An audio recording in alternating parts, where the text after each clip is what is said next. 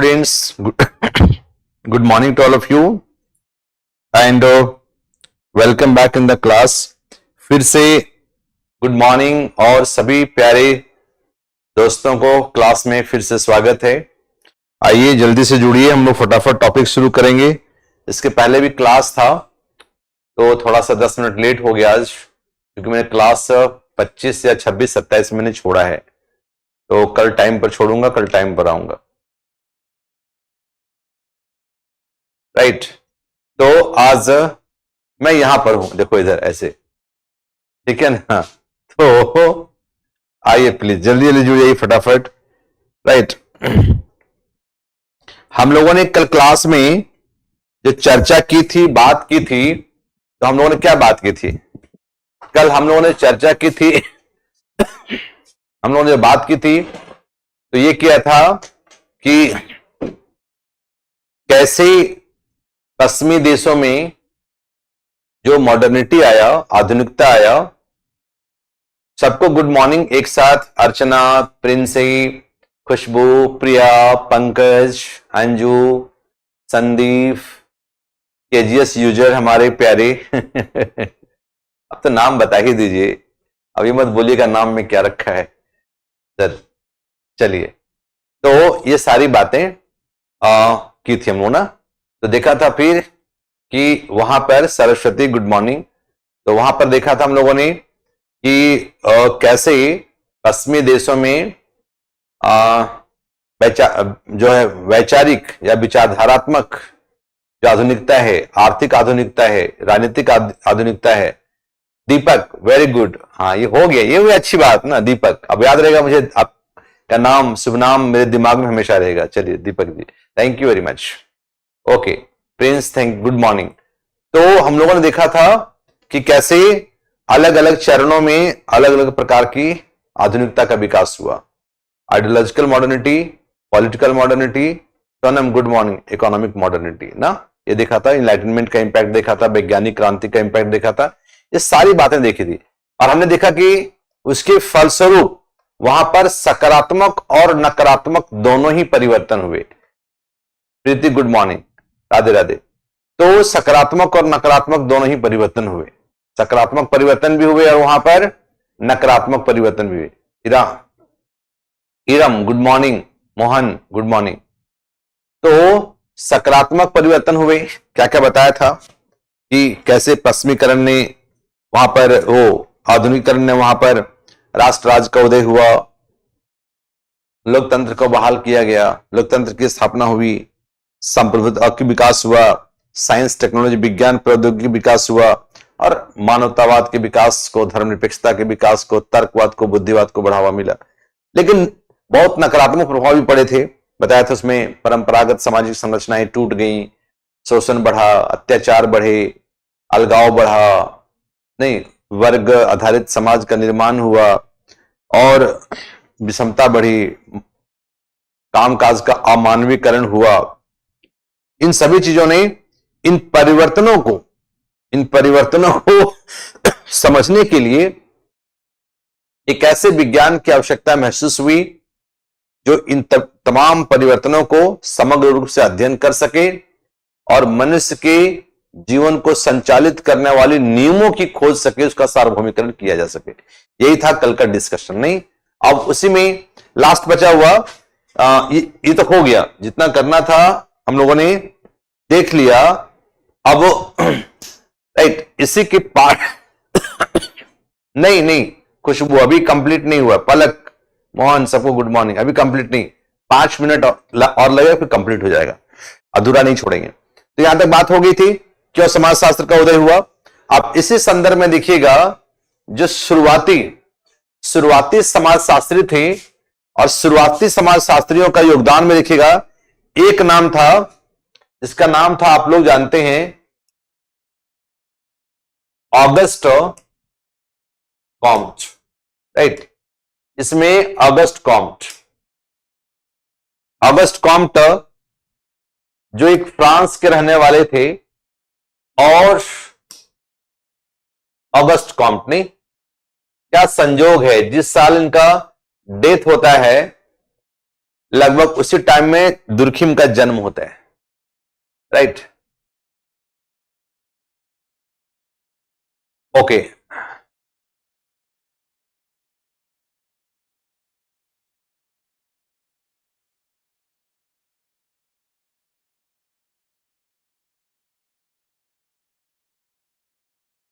हाँ हाँ, कोई कोई दिक्कत नहीं होगी। जो कंटेंट्स है पढ़ते रहिए, जो कंटेंट है वो पढ़ते रहिए, राइट, और देखते रहिए।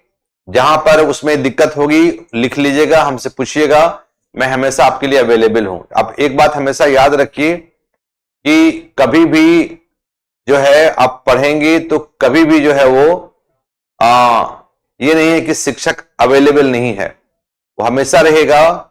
पीडीएफ करवा दिया, अभी करवा दिया, चैप्टर 1 का, सुमन चैप्टर 1 का मैंने करवा दिया अभी, बस थोड़ी देर पहले, राइट। और बाकी इसके बाद थिंकर से हम करेंगे, तो थिंकर तो चलेगा ना, कम से कम 15-16 लेक्चर चलते हैं, 20 लेक्चर, चूंकि बड़े बड़े थिंकर हैं, सब में बहुत है, तो थिंकर का भी एक साथ अपलोड करवा देंगे। थिंकर को मंडे को करवा देंगे, अभी करवा देते हैं इसका, या कल तो नहीं हो पाएगा, मंडे को ही हो पाएगा, तो थिंकर का मंडे करवा देंगे। अभी चैप्टर 1 का करवा दिया है, don't worry, please come to the topic, right. तो हम लोग देख रहे हैं कि ऑगस्ट कॉम्ट ने जो है 1798 में का जन्म हुआ, और अगस्त कॉम्ट को क्या माना जाता है? अगस्त कॉम्ट को कहा जाता है समाज शास्त्र का पिता, समाज शास्त्र का पिता, फादर ऑफ सोशियोलॉजी। इन्होंने ही जो है, इन्होंने ही समाज शास्त्र का पिता, जिसने जिसने 1839 में समाज शास्त्र शब्द गढ़ा, समाज शास्त्र शब्द गढ़ा ना, कहीं पर 1838 भी लिखा होता है, अधिकतर किताबों में 1800 ये लिखा होता है। तो इन्होंने समाज शास्त्र शब्द गढ़ा, और ये क्या चाहते थे, आपको याद होगा, एक सोशियोलॉजी में थियरी है जिसको बोलते प्रत्यक्षवाद, तो इनको प्रत्यक्षवाद का जनक भी कहा जाता है, इनको प्रत्यक्षवाद का जनक भी कहा जाता है। ये प्रत्यक्षवाद के जनक भी थे। प्रत्यक्षवाद को अंग्रेजी में बोलते पॉजिटिविज्म, क्या बोलते हैं इसको? पॉजिटिविज्म। इनको प्रत्यक्षवाद का जनक कहा जाता है, राइट। तो प्रत्यक्षवाद के जनक हैं, इन्हों कहा गया। इसके साथ साथ देखेंगे, जब उन्होंने और बातें की, इन्होंने कहा कि प्रत्यक्षवाद क्या होता है, ये पढ़ना आप लोगों को पढ़ाएंगे सिलेबस चैप्टर 2 में, कि प्रत्यक्षवाद समाज शास्त्र में एक दर्शन है जो समाज शास्त्र को एक विज्ञान के रूप में विकास करना चाहता है। ये प्रत्यक्षवाद, राइट। ये इसका इनका कहना है कि प्राकृतिक विज्ञानों की जो अध्ययन पद्धतियां हैं उसको यदि हम समाज शास्त्र में उपयोग करें, समाज शास्त्र में विज्ञान हो सकता है। तो क्या था इनका, ये जो अगस्त कॉम्ट है वो समाज शास्त्र को विज्ञान के रूप में, समाज शास्त्र को विज्ञान के रूप में विकसित करना चाहते थे ना। वो चाहते थे कि जैसे फिजिक्स है, केमिस्ट्री है, बायोलॉजी है ना, वो सब क्या करता है, अपने सब्जेक्ट मैटर को वो लोग साइंटिफिकली स्टडी करते हैं, और साइंटिफिकली स्टडी करने के बाद वो नियम बनाते हैं, लॉ की खोज करते हैं। तो यह भी विज्ञान होना चाहिए, समाज शास्त्र को भी विज्ञान होना चाहिए, विज्ञान के रूप में विकसित करें। समाज शास्त्र को विज्ञान के रूप में विकसित करना चाहते थे, जिससे कि, क्यों करना चाहते थे, जिससे कि समाज का वैज्ञानिक अध्ययन संभव हो, राइट। समाज शास्त्र को एक विज्ञान के रूप में देखना चाहते थे। क्यों? क्योंकि समाज का वैज्ञानिक अध्ययन संभव हो। जब तक आप समाज का वैज्ञानिक अध्ययन नहीं करेंगे, जब तक आप सामाजिक नियमों की खोज नहीं करेंगे, समाज को संचालित करने वाले नियमों की खोज नहीं करेंगे, तब तक कोई समाज को आप व्यवस्थित नहीं कर सकते। समाज क्यों परिवर्तित हो रहा है, समाज में परिवर्तन क्यों आ रहा है? सामाजिक जीवन को व्यवस्थित करने के लिए, समझने के लिए, संचालित करने के लिए नियमों की खोज करना जरूरी है। ये पॉइंट्स हमने देखा था, राइट। ये हो गया अगस्त कॉम्ट। अब इसलिए अगस्त कॉम्ट का सुझाव क्या था, फिर आगे आ रहे हैं। इसलिए अगस्त कॉम्ट ने, उन्होंने क्या बोला, उन्होंने जो प्राकृतिक विज्ञान है, प्राकृतिक नेचुरल साइंसेज, प्राकृतिक विज्ञानों के अध्ययन पद्धतियों को, अध्ययन पद्धतियों को समाज शास्त्र में उपयोग पर क्या किया, बल दिया। उन्होंने कहा कि यदि आप समाज शास्त्र का अध्ययन करना चाहते हैं, वैज्ञानिक अध्ययन करना चाहते हैं समाज का, तो समाज शास्त्र को भी उन्हीं पद्धतियों का उपयोग करना चाहिए जिन पद्धतियों के आधार पर विज्ञान अपने विषय वस्तु को अध्ययन करके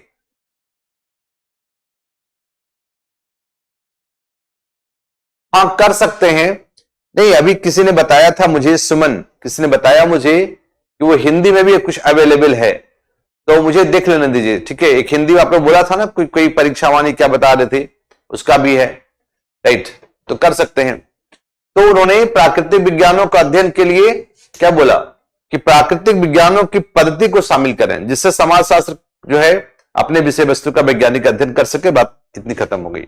अब फिर इसके बाद देखिएगा, इन पर जो क्वेश्चन आता है ना, वो क्वेश्चन इस पर आता है। एक क्वेश्चन उनका इस पर आएगा, वो हमेशा क्वेश्चन आता है, आगे पढ़ना है, पूरा एक क्लास देंगे हम इस पर, प्रत्यक्षवाद। अब दूसरा उन्होंने कहा कि उन्होंने समाज के विकास को 3 चरणों में बांटा। उन्होंने, अच्छा आगे लिखते, चलो नेक्स्ट पॉइंट में, नेक्स्ट पॉइंट डालते हैं। तीसरा कंट्रीब्यूशन उनका क्या था, अगला कंट्रीब्यूशन उन्होंने जो बोला वो ये, जिसको आप कहते हैं कि लॉ ऑफ 3 स्टेजेस, इसको बोलते हैं लॉ ऑफ 3 स्टेजेस। ये इस पर क्वेश्चन बार बार आता है, लॉ ऑफ 3 स्टेजेस, इसको बोलते हैं 3 चरणों का नियम। क्या है? 3 चरणों का नियम, लॉ ऑफ 3 स्टेजेस। इसके हिसाब से क्या है? इसके हिसाब से यह है कि कॉम्ट के हिसाब से, कॉम्ट के अनुसार,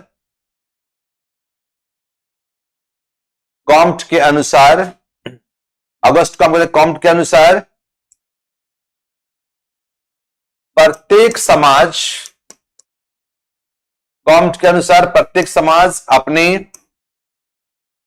अपने विकास या जो है उद्भव, अपने विकास से, ठीक वर्ड है, अपने विकास के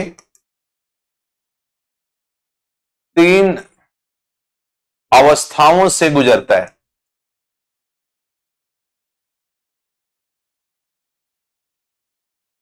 प्रत्येक समाज अपने विकास के 3 अवस्थाओं से गुजरता है। कौन कौन सा 3 स्टेज है? इसको बोलते लॉ ऑफ 3 स्टेज। पहला कहा उसने, जो थियोलॉजिकल स्टेज, पहला कहा उसने कौन सा? थियोलॉजिकल स्टेज, इसको हम लोग बोलते हैं फर्स्ट थियोलॉजिकल स्टेज का हुआ आध्यात्मिक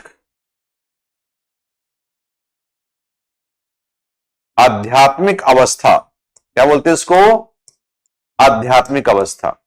कहा कि प्रत्येक समाज अपने विकास के 3 चरणों से गुजरा है, 3 अवस्था से गुजरा है, और इसी को उन्होंने कहा कि लॉ ऑफ थ्री स्टेजेस। यदि पूछेगा आपसे अगस्त कॉम्ट का दो ही चीज पढ़िएगा, एक प्रत्यक्षवाद, एक लॉ ऑफ थ्री स्टेजेस। तो लॉ ऑफ थ्री स्टेजेस जब आप देखेंगे ना, तो लॉ ऑफ थ्री स्टेजेस में पहला स्टेज कौन सा हो गया? आध्यात्मिक अवस्था। आध्यात्मिक अवस्था कौन सा है?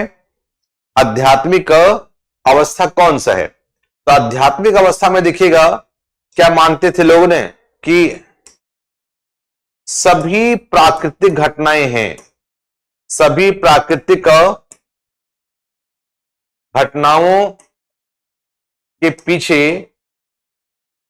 पीछे कोई ईश्वर की भूमिका,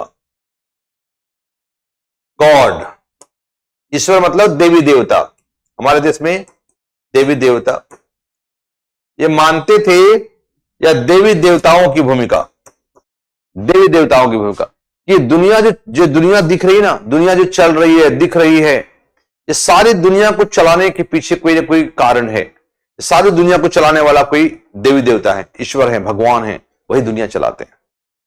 तो सभी मानव जीवन में सभी चीजों की, सभी समस्याओं के, सभी घटनाओं पर घटनाओं के पीछे जो जो कारक है, चलाने वाला, वो देवी देवता है, वो ईश्वर है। इसी से जोड़ के उसको देखते थे, देवी देवता, राइट। और यहीं से जो शुरुआत होती है।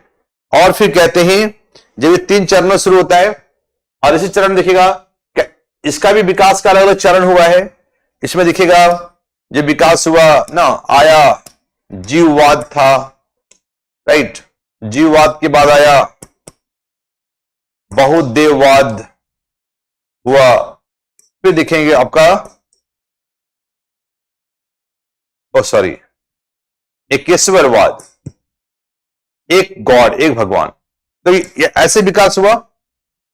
तो धार्मिक अवस्था का भी विकास ऐसे, पहले जीववाद था, आत्मा, आत्माएं हैं, बुरी आत्मा, अच्छी आत्मा, जादू टोना, धर्म का ये प्रारंभिक स्वरूप था।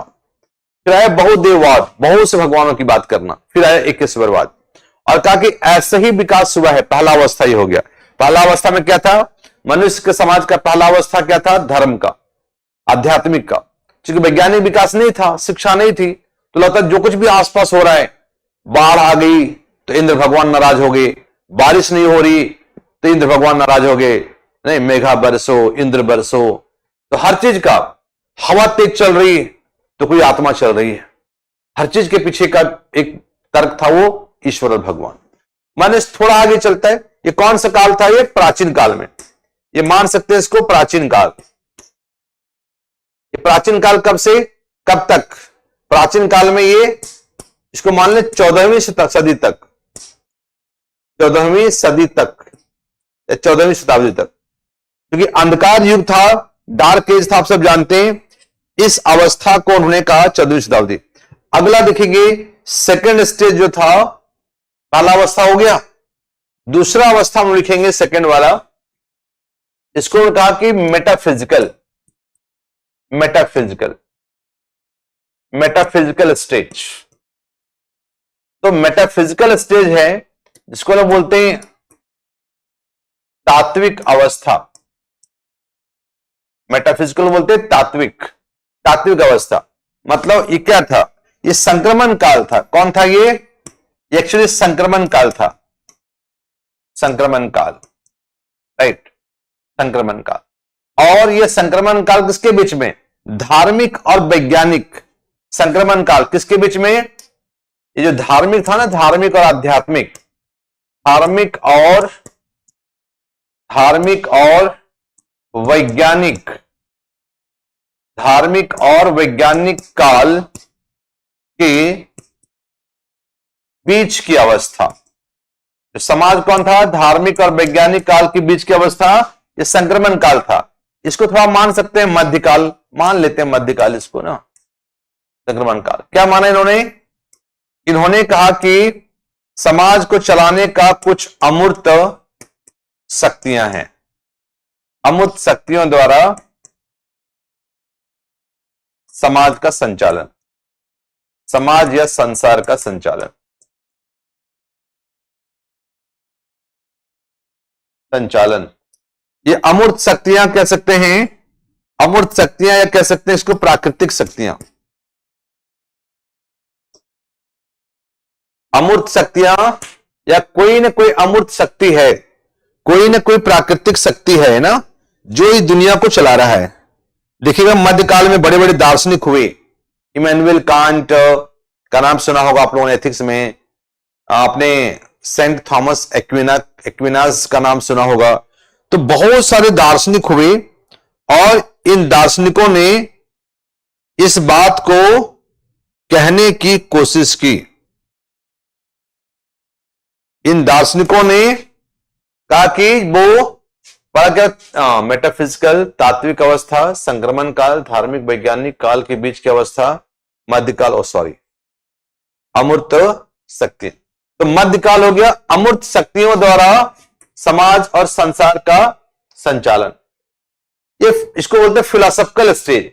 मेटाफिजिकल को थोड़ा मान लीजिए ऐसा ना, दूसरा वर्ड जोड़ना हो ओहो तो आप इसको दूसरा शब्द ये भी लिख सकते हैं, ये दार्शनिक अवस्था था। दार्शनिक अवस्था ये कैसा स्टेज था, ये थोड़ा सा फिलोसॉफिकल स्टेज था, थोड़ा सा फिलोसॉफिकल स्टेज। इसको हम लोग बोलते हैं दार्शनिक अवस्था। दार्शनिक अवस्था था, लोग बड़े बड़े गूढ़ सिद्धांत लोग देने की कोशिश कर रहे थे। ये दार्शनिक अवस्था है। आगे चलते हैं, ये दार्शनिक अवस्था है, फिर आगे चलते हैं। राइट, आगे चलते हैं। नेक्स्ट, सेकंड, थर्ड हम देखते हैं तीसरा स्टेज, अब जो अवस्था है ना, अब जो अवस्था। तीसरा कहा उन्होंने समाज किधर से गया है, तीसरा अवस्था में समाज हो गया जिसको बोलते हैं पॉजिटिव स्टेज। क्या बोलते हैं इसको, पॉजिटिव स्टेज। ओह, तीसरा अवस्था हमारा समाज का है जिसको बोलते हैं पॉजिटिव स्टेज। राइट, इसको बोलते हैं पॉजिटिव स्टेज को बोलते हैं प्रत्यक्षवादी या वैज्ञानिक अवस्था। प्रत्यक्षवादी या वैज्ञानिक अवस्था। कौन सा अवस्था समाज का, आधुनिक, या आधुनिक युग है, आधुनिक समाज, आधुनिक समाज है। यहां पर ये समाज किससे संचालित हो रहा है, ये समाज वैज्ञानिक दृष्टिकोण और नियमों से संचालित, वैज्ञानिक दृष्टिकोण और वैज्ञानिक नियमों से, वैज्ञानिक नियमों से संचालित। वर्तमान समाज वैज्ञानिक दृष्टिकोण, वैज्ञानिक नियमों से संचालित। तो समाज कहां से शुरू हुआ, समाज शुरू हुआ आध्यात्मिक अवस्था। तो मनुष्य के विकास का प्रारंभिक अवस्था आध्यात्मिक था, फिर क्या हो गया हमारा, तात्विक हो गया, तात्विक अवस्था, और अब फिर हो गया वैज्ञानिक अवस्था।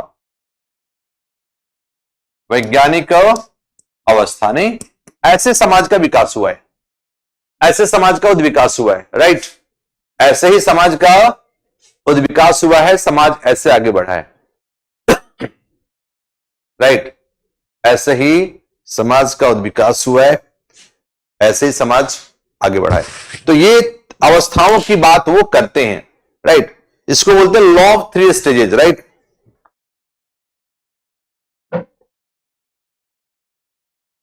देखिए फाउंडिंग फादर है ना, क्योंकि थिंकर्स हम लोग को पढ़ना है और फाउंडिंग फादर तो जरूरी था इनके बारे में थोड़ा बताना। इनके बारे में नहीं बताते ना तो फिर वो जो हम लोगों ने शुरुआत की थी वो थोड़ा सा क्या हो जाता है, अधूरा हो जाता। इसके बारे में नहीं बताते आपको तो थोड़ी सी ये चीजें जो है वो अधूरी हो जाती। अब बता दिया तो चीजें जो है वो कंप्लीट हो गया। राइट, चीजें काफी क्लियर हो गया। तो ये हो गया आपका। राइट, तो ये हमारा यहां से आ गया। अब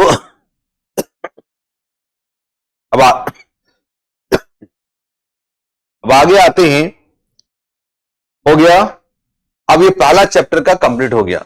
कैसे कैसे पश्चिमी देशों में समाज की उत्पत्ति हुई, आधुनिकता की उत्पत्ति हुई, और कैसे समाज शास्त्र का उद्भव हुआ। पहला चैप्टर कंप्लीट हो गया।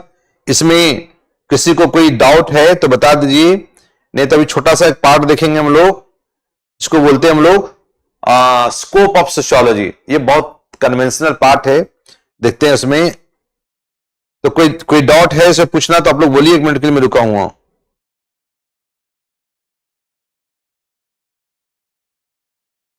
राइट,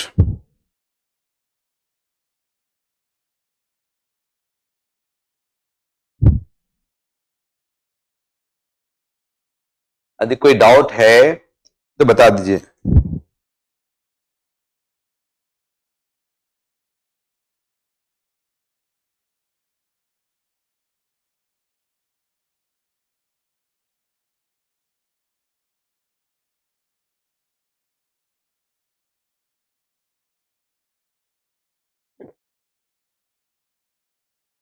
ठीक हो गया। एक चीज और जोड़ सकते हैं इसमें, एक चीज और जोड़ सकते हैं केवल, यहां तक हो गया समाज का उत्पत्ति। फिर 1-2 लाइन और इसमें जोड़ सकते हैं, लाइक 1-2 लाइन जोड़ सकते हैं। इस प्रकार से इस प्रकार से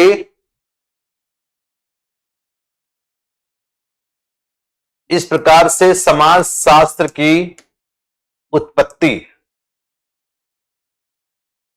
इस प्रकार से समाज शास्त्र की उत्पत्ति समाज के वैज्ञानिक अध्ययन के लिए हुआ है, ना। समाज शास्त्र की उत्पत्ति समाज के वैज्ञानिक अध्ययन के लिए हुआ है। लिखिए, अब जो वैज्ञानिक अध्ययन के लिए हुआ है, अब जो समाज शास्त्र है, अब जो समाज शास्त्र है, इस समाज शास्त्र ऑलरेडी ही 2 शब्दों से मिलकर बना हुआ है ना। एक बोलते हैं लैटिन शब्द,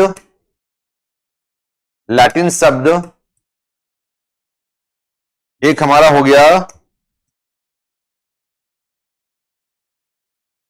लैटिन शब्द जो है सोशियस है, ना। और दूसरा जो हमारा ग्रीक शब्द है, यूनानी शब्द। तो जो ग्रीक शब्द है, ग्रीक या यूनानी, उसे बोलते हैं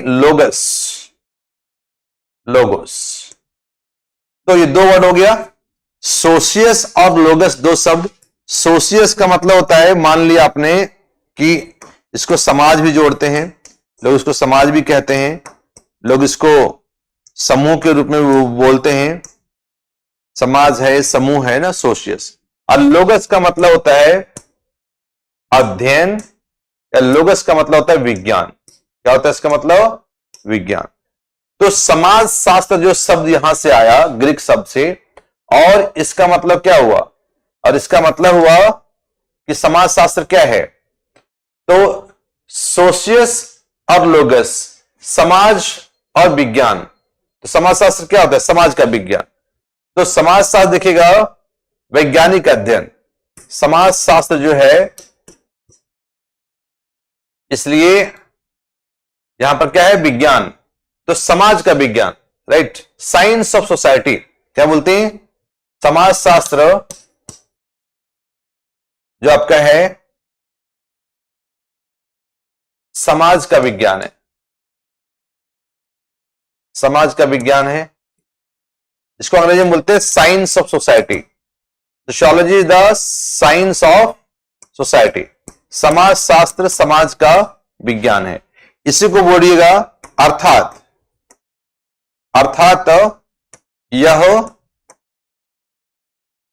यह समाज, यह समाज का क्या करता है? समाज शास्त्र काम क्या है? समाज का वैज्ञानिक अध्ययन से संबंधित है। या समाज का वैज्ञानिक, अर्थात यह समाज का वैज्ञानिक अध्ययन करने वाला विज्ञान है। अब कंप्लीट हो गया, राइट, अब कंप्लीट हो गया, अब पहला चैप्टर कंप्लीट हो गया। हाँ, सोशियस प्लस लोगोस भी लिखते हैं, लोगोस LOGOS लिखते हैं, मैक्सिमम LOGOS लिखते हैं, ठीक है। तो क्या हो गया हमारा, ये समाज शास्त्र समाज का वैज्ञानिक अध्ययन करने वाला शास्त्र है, राइट। ये वाला बात ना कि समाज, एक लाइन में पूछेगा what is sociology, what is sociology, समाज शास्त्र क्या है। तो sociology is the science of society, समाज शास्त्र समाज का वैज्ञानिक अध्ययन। पॉजिटिव स्टेज मैंने बोला कि वैज्ञानिक युग ना, इसको पॉजिटिव स्टेज को मानिए प्रत्यक्षवादी चरण, इसको बोलते हैं वैज्ञानिक युग। तो उन्होंने कहा आधुनिक युग। अगस्त कॉम्ट कहते हैं समाज कहां से शुरू हुआ, समाज शुरू हुआ आध्यात्मिक युग से, फिर तात्विक युग में आया और अब वैज्ञानिक युग में आ गया।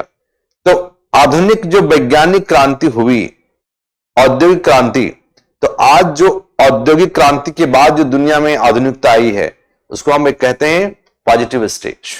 इसमें हम विज्ञान के द्वारा संचालित हैं, हम वैज्ञानिक तर्क द्वारा संचालित हैं। समाज को संचालित करने के लिए कौन है, विज्ञान है, जहां हर चीज पर हम विज्ञान का सहारा लेते हैं। आध्यात्मिक युग में क्या था, हर चीज के लिए धर्म का सहारा।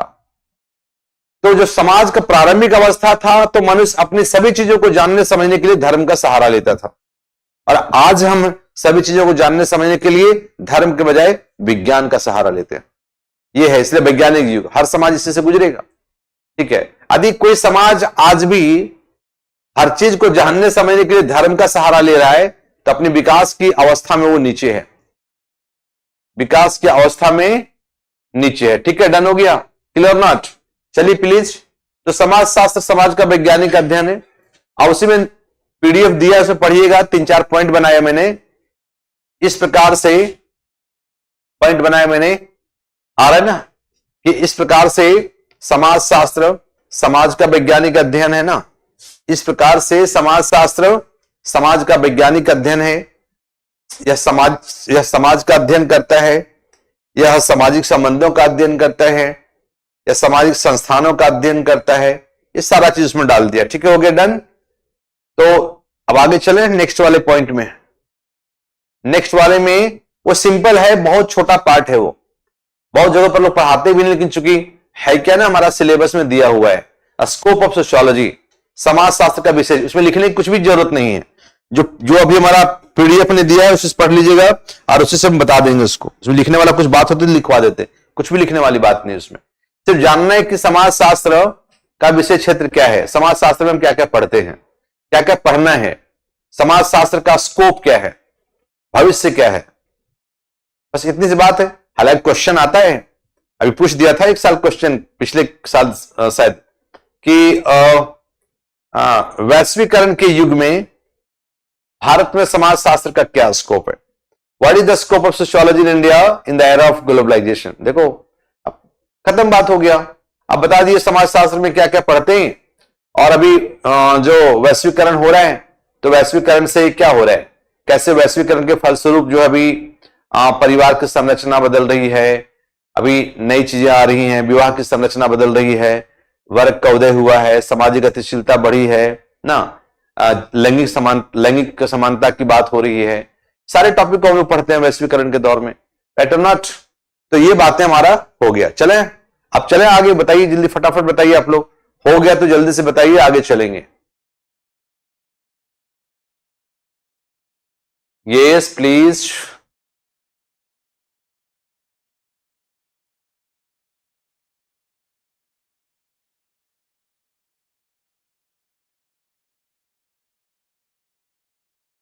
राइट, वार्ड का नाम सुना है, Ward, Lester ward.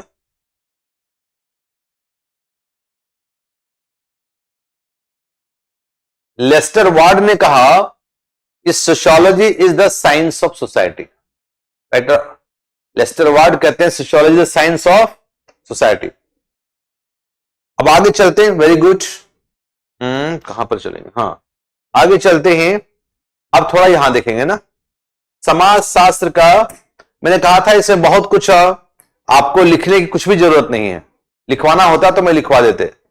Right, thinkers के लिए ममता, देखिए मैं बार बार कह रहा हूं अब आपको, थिंकर्स कहीं से मत पढ़ना, सिर्फ और सिर्फ इग्नू से पढ़ना। इग्नू का बीए लेवल का ना 5 वॉल्यूम आता है, एक कार्ल मार्क्स पर एक यूनिट उसका कार्ल मार्क्स का है, एक वॉल्यूम सॉरी कार्ल मार्क्स का है, दूसरा दुर्खिम का है, तीसरा वेबर का है, चौथा ऑगस्ट कॉम्ट और आरके मर्टन का है, पांचवा मेलिनोस्की और रेडक्लिफ ब्राउन का है, और छठा जो है वो तुलनात्मक अध्ययन है, कार्ल मार्क्स, वेबर और दुर्खिम। बस वही थिंकर पढ़िए, उससे बेहतर कहीं नहीं है। मैं कह दूंगा रिडिजर पढ़ लो, मैं कह दूंगा मॉर्गन पढ़ लीजिए, एक दोषी जैन की किताब आती है इतनी मोटी थिंकर्स में, दोषी जैन की, गुप्ता शर्मा जी की भी आती है, गुप्ता शर्मा का भी पढ़ सकते हैं आप। यदि इग्नू ने पढ़िएगा तो गुप्ता शर्मा को पढ़िए। समझ आ रही? इग्नू का थिंकर बीए लेवल का 6 यूनिट आती, 6 वॉल्यूम है, वो इतना है, पढ़ लीजिए, उससे बेहतर कहीं मार्केट में नहीं मिलेगा। और थिंकर और कहीं नहीं पढ़ना है, थिंकर में जितना दे दूंगा ना वो काफी है। फिर भी अब पढ़ना चाहिएगा, गुप्ता शर्मा की किताब से पढ़ लीजिए, या पढ़ना चाहिए, किताब हमको बता देंगे list, don't worry. Gupta Sharma का और दूसरा का इग्नू का, या फिर जो मैं कर रहा हूं, मैं ज्यादा बेहतर कर रहा हूं, इग्नू से पढ़िए उसको, और मैं जो करवा रहा हूं वही करिए, बाकी छोड़ दीजिए। दोषी जैन है ना, देखो कार्ल मार्क्स, वेबर, दुर्खिम तीनों पर ही केवल लिखा उसने, इतना मोटा उच्चतर समाज शास्त्रीय सिद्धांत। अब उतना पढ़ के क्या करेंगे, बहुत सारा मतलब मजा नहीं आता है। मैं पढ़ा हूं ना सारी किताबें, तुमको पता है, तो उसे मत करिए। इग्नू को ही पढ़िए, बहुत बढ़िया से लिखा है, इतना बढ़िया समझाता है इग्नू ना, थिंकर्स इतना क्लियर होगा कि आप सोच नहीं सकते। बाकी आपने देखिए इंप्रेशन बनाने के लिए मैं बोल दूंगा ये विदेशी किताब पढ़ो, ये किताब पढ़ो, ये फालतू की बातें मत करो, एकदम साफ साफ रहे। हाँ दे दिया, अभी मैंने दे दिया, मैं पीडीएफ दिया हूं, अभी मैं सोमवार वगैरह को पीडीएफ में मेरा मार्क्स भी है, क्योंकि पहला चैप्टर वो कार्ल मार्क्स पढ़ाएंगे, तो अभी पीडीएफ दिया सो मार्क्स भी है, राइट। बाकी वही है, तो थिंकर्स को अच्छे से करवाएंगे, क्योंकि थिंकर करने का मतलब पहला पेपर 30 से 40% कंप्लीट हो गया आपका। थिंकर को हम लोग इतने अच्छे से पढ़ेंगे कि आप सोच नहीं सकते हैं, सब टीचर पढ़ाते थिंकर को अच्छे से। चलिए अब ये छोटा वाला पार्ट है, देख लें जल्दी से, क्योंकि बहुत लोग पढ़ाते भी, बहुत लोग कहते खुद से देख लेना, लेकिन मेरा सब्जेक्ट मैटर अभी नई नई शुरुआत की मैंने, तो खुद से देखने वाली बात नहीं कहेंगे। अब थोड़ा सा ना हमारी बातें सुनिए। ओके, हमारी आज बात ये है, उसको सुनिए, समझ आ जाएगी। जब हम विषय क्षेत्र की बात करेंगे ना, अंग्रेजी में लिखा होगा ऐसे, ओहो, अंग्रेजी में लिखा होगा scope of sociology, scope of sociology. इस सोशियोलॉजी का दायरा क्या है, दायरा, स्कोप ने विषय क्षेत्र, या कहीं पर लिखा होगा दायरा, इस सोशियोलॉजी का दायरा, कहते हैं अपने दायरे, जो हम लोग बोलते हैं ना कभी, अपने दायरे में रहना, अपने लिमिट में रहना। तो सोशियोलॉजी का दायरा क्या है, उसका एरिया क्या है, सोशियोलॉजी किन किन क्षेत्रों में पढ़ते हैं, राइट।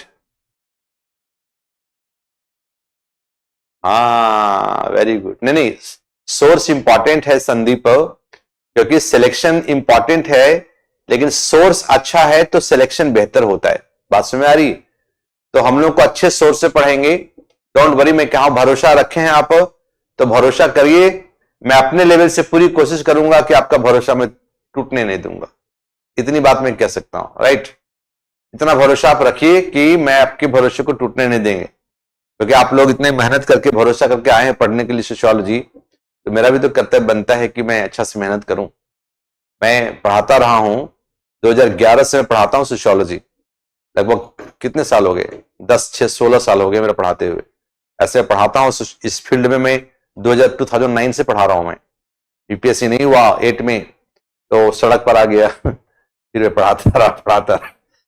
तो परेशान मत होइए आप लोग, ठीक है। बस थोड़ा अभी स्लो चल रहे हैं हम, कि बहुत फास्ट भागने से मतलब नहीं, थोड़ा आपका माइंड बन जाए, माइंड आपका बन जाएगा, फिर अपने हिसाब से हम लोग चलेंगे, राइट। प्लीज आइए। और मैं कह रहा हूं कि जो सच्ची बता रहा हूं, देखो ईमानदारी से बोल रहा हूं, सोशियोलॉजी को अच्छे से पढ़ लिया तो बहुत अच्छा नंबर आता है। देखिएगा मैक्सिमम जो आईआईटीएन लड़के होते हैं, मैक्सिमम साइंस वाले होते हैं, इंजीनियर्स होते हैं, सोशियोलॉजी क्यों रखते हैं? तो वजह यही है कि वो बहुत ही अच्छा नंबर आता है, और अच्छी तरीके से इसको पढ़ लिया ना, अच्छा प्रेजेंटेशन कर लिया ना, इसमें आराम से 300 नंबर क्यों नहीं आएंगे, आ जाएंगे, ज्यादा ही आते हैं अच्छे से करने पर। और सिलेबस इतना है ना, कोई टॉपिक ऐसा है जो आपने नहीं पढ़ के गए हैं, मान लीजिए क्वेश्चन उसी से आ गया, अब मान लिया जाए कि सांप्रदायिकता आप नहीं पढ़े, या मान लीजिए आपने हरित क्रांति नहीं पढ़े, या आपने भूमि सुधार नहीं पढ़ा आपने, या आदिवासी समाज नहीं पढ़ा आपने, जाति व्यवस्था नहीं पढ़ पाए आपने, या कोई ऐसा टॉपिक है लेकिन नहीं पढ़ा, तब भी अपना कॉमन सेंस का उपयोग करके इस पेपर में आप लिख सकते हैं। दूसरा पेपर में गलती से भी नहीं लिख सकते हैं, वहां आता है तो आता है, नहीं आता है तो नहीं आता है, राइट। यहां है नहीं आता है तब भी कुछ आता है, इसलिए आपका आंसर का जो क्वेश्चन होगा उसका पेज खाली नहीं जाएगा इस पेपर में, कुछ ना कुछ लिख ही डालेंगे। अरे 10 नंबर में हमको नहीं आ रहा है, उस टॉपिक को हमने नहीं पढ़ा ठीक से, मान लो भारत में जो है महिलाओं के विरुद्ध बढ़ती हिंसा के जो कारण क्या है, आप नहीं पढ़ पाए उसको अच्छा से, तो इतना तो पता है ना भाई महिलाओं के विरुद्ध हिंसा क्यों हो रही है, तो कॉमन सेंस से चाय की दुकान पर हम लोग बात करते हैं, लिख दिया आपने, तो पढ़ के लिखते तो 6 नंबर आते, नहीं पढ़ के लिखा तो 3 नंबर आएंगे, 3.5 नंबर आएंगे, आएंगे तो जरूर, छूटेगा छूटेगा नहीं। यही इस पेपर का है, इसलिए डरना नहीं कि इंग्लिश है, इंग्लिश मीडियम हिंदी मीडियम, आज ये सारी दूरी खत्म हो गई, सारे इंग्लिश मीडियम किताब को गूगल ट्रांसलेट करो हिंदी में आ गया, तो बचा क्या साहब, जो इंग्लिश मीडियम पढ़ेगा वहां भी पढ़ेंगे। और मैं दोनों मीडियम पढ़ाता हूं, मैं इंग्लिश में पढ़ाता हूं, हिंदी में पढ़ाता हूं, इसलिए जो लिखवा रहा हूं ना इतना सारा काम, अब जाकर नेट पर सर्च करके आओ, जितना नेट पर सर्च करके आओ, देखो इतना सारा पॉइंट्स लिखवाया है, कहीं दिखा दीजिए आप मुझे। सारे इंग्लिश मीडियम का जो हमारा है वो सारा जो पढ़ता हूं, बढ़िया बढ़िया किताबें इंग्लिश मीडियम का, हॉर्लम्बस से लेकर एंथनी गिडन से लेकर रिडजर से लेकर कोजर, ये सब किताबें मैंने पढ़ी है, बस उसी की भाषा उसी के शब्द को मैं आपको किताबें लिख रहा हूं।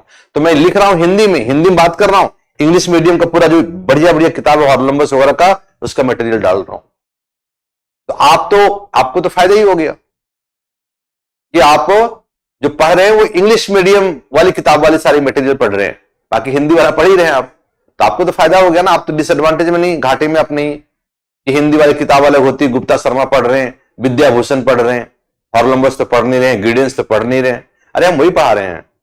हॉर्लम्बस सबसे अच्छी किताब मानी जाती है पेपर 1 का, बाइबिल है पेपर 1 का हॉर्लम्बस, और मैं हॉर्लम्बस से ही पढ़ाता हूं, और आपको भी हॉर्लम्बस का ही बात करूंगा मैं। फायदा हुआ कि नहीं हुआ, इसलिए चिंता मत करिए, जो मैं कह रहा हूं बिल्कुल करिएगा वही। कहीं अपना बुद्धि लगाना हो लगाइए, हमसे पूछ लीजिएगा किस तरह मैं अपना बुद्धि लगाना चाह रहा हूं, थोड़ा इसमें ऐसा आप बताइए, मैं एक सुझाव दे सकता हूं। समझिए आपके अच्छे मित्र हूं, मेंटोर हूं, फैकल्टी हूं, सब कुछ हूं आपका, गाइड फ्रेंड फिलोसफर हूं मैं आपका, आप मानेंगे मुझे तो। चलिए बहुत भाषण हो गया। तो समाज शास्त्र का क्षेत्र या दायरा का मतलब यह हुआ कि आखिर समाज शास्त्र के अंतर्गत हम किस विषय वस्तु को रखें, समाज शास्त्र के अंतर्गत हम क्या क्या पढ़ें, इसका विषय क्षेत्र क्या हो, इसका दायरा क्या हो, किन किन चीजों को इसके सिलेबस में हम शामिल करें, यह है ना पढ़ेंगे। तो अब इसके संदर्भ में कोई एक राय नहीं, समझे, इसके संदर्भ में कोई एक राय नहीं है, कोई एक विचार नहीं है, इस संदर्भ में समाज शास्त्री आपस में बटे हुए हैं, ढुसुम ढुसुम कर रहे हैं। कुछ लोग कहते हैं समाज शास्त्र एक बहुत ही विशुद्ध विज्ञान है, इसके अंतर्गत कुछ ही चीजों को पढ़ो, सामाजिक संबंधों का जो स्वरूप है बस केवल इतना ही पढ़ो।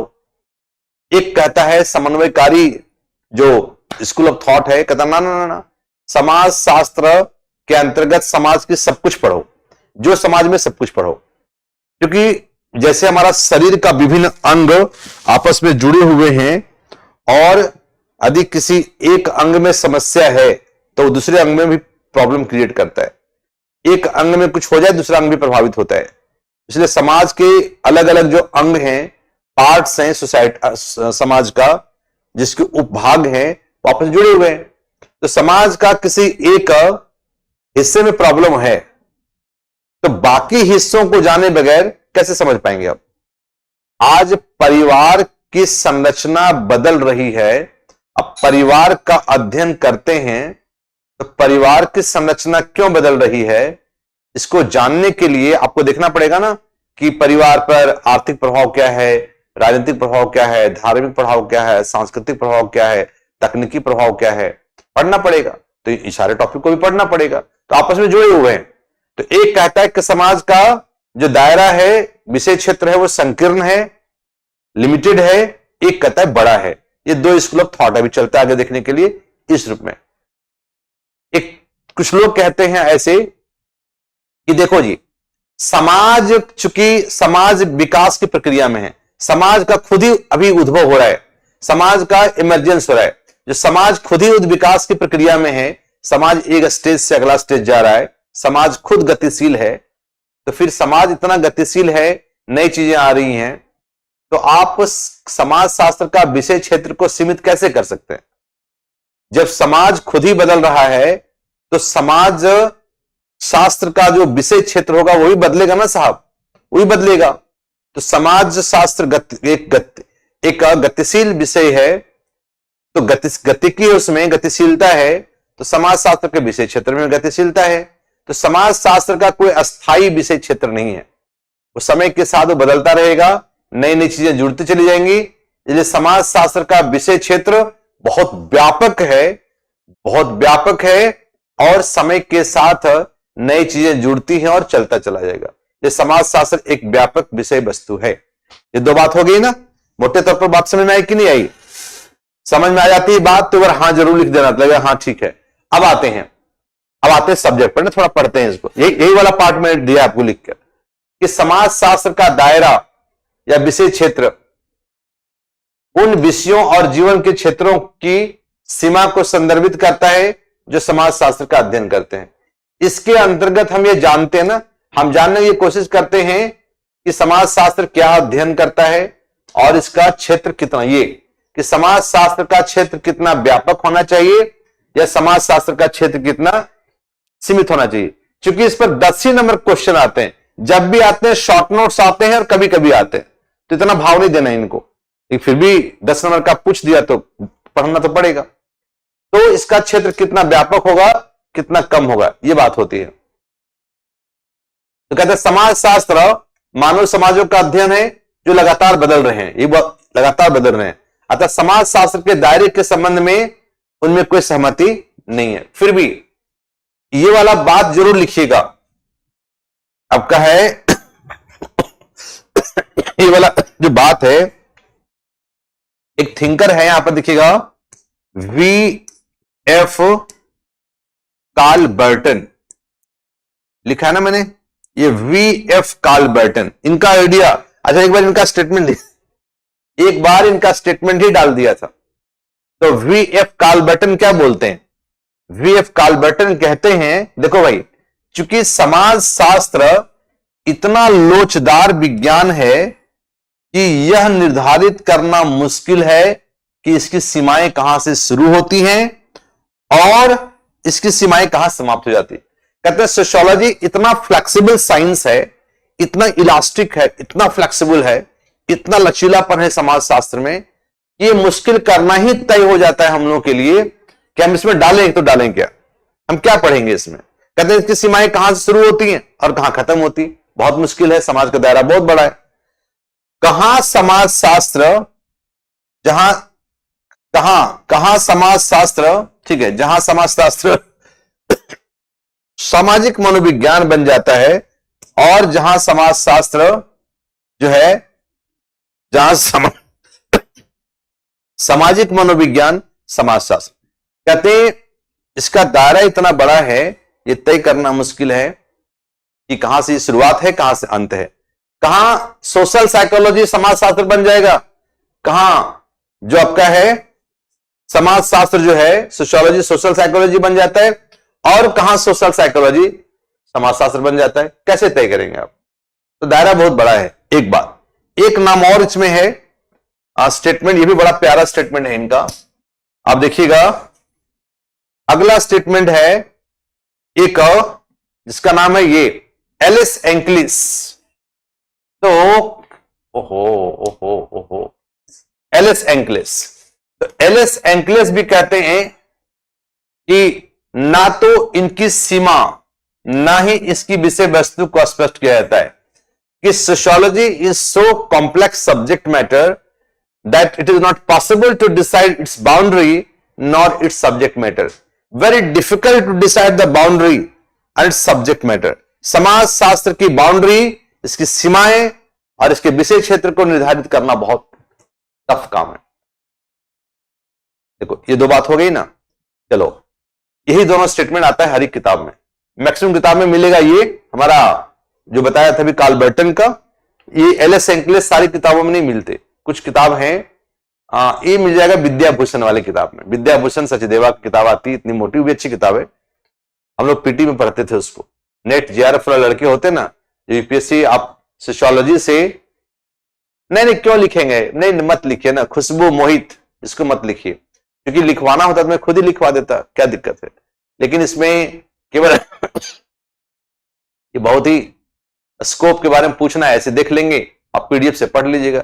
जो मैं पढ़ा रहा हूं, दिखा रहा हूं, यही मेरा पीडीएफ भी है, अलग से मैं कुछ नहीं करवा रहा हूं, जो यही सेम चीज पीडीएफ में दिया हुआ है। तो समझ लीजिए इसको, बस कहानी, यही कहानी समझ लीजिए। जहां लिखवाना होगा थिंकर्स को लिखवाना पड़ता है, थिंकर्स को बहुत प्यार से समझाएंगे नजाकत से, ये जरूरत नहीं।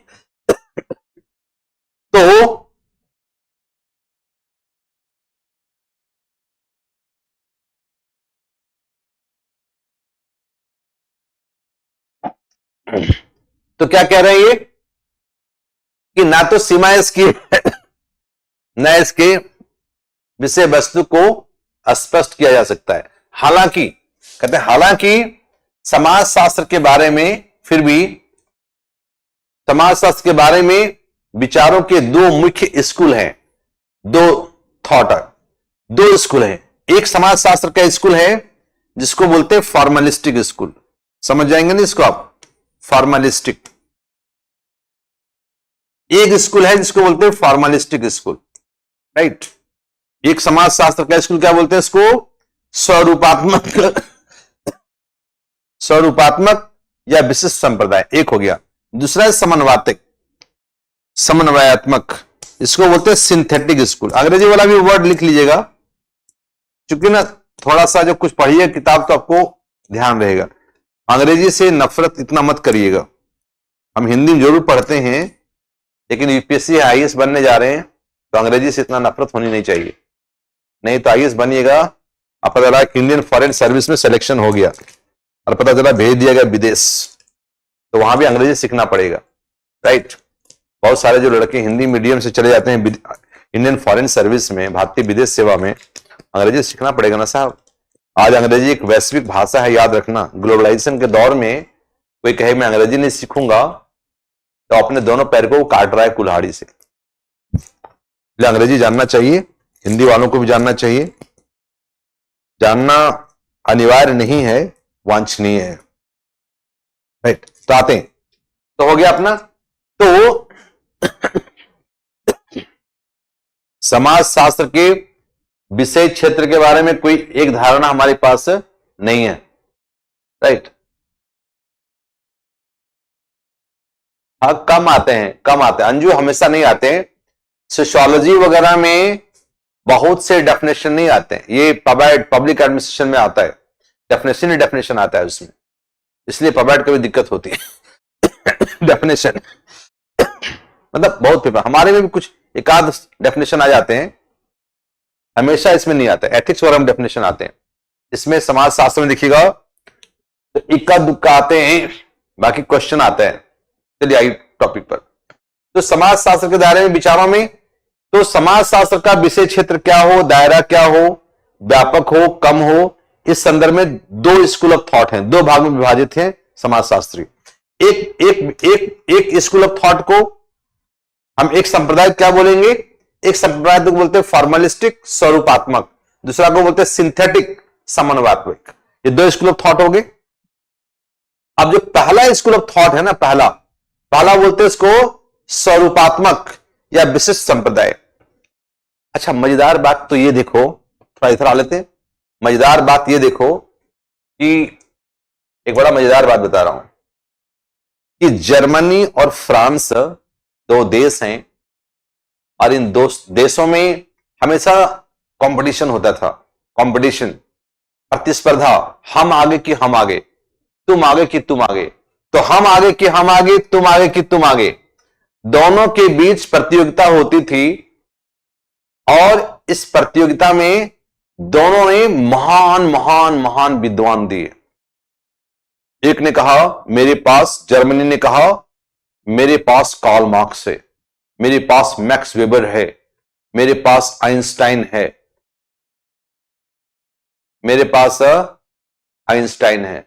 मैंने कहा कि डेफिनेशन यूपीएससी में नहीं आता है अंजू, बार बार आपको क्यों समझा रहा हूं मैं कि हमारे पेपर में डेफिनेशन नहीं, कोई किताब का डेफिनेशन पता चला समाज क्या है, समाज शास्त्र क्या है, 20 डेफिनेशन डाल दूंगा मैं, राइट। जैसे अभी नोट्स वाला पार्ट में देखिएगा समाज शास्त्र क्या है, तो कम से कम 4-5-7 डेफिनेशन, मैकआइवर कौन बोलता है, वार्ड क्या बोलता है, जॉनसन क्या बोलता है, सब डाला हुआ है, सारा पीडीएफ में डाला हुआ है।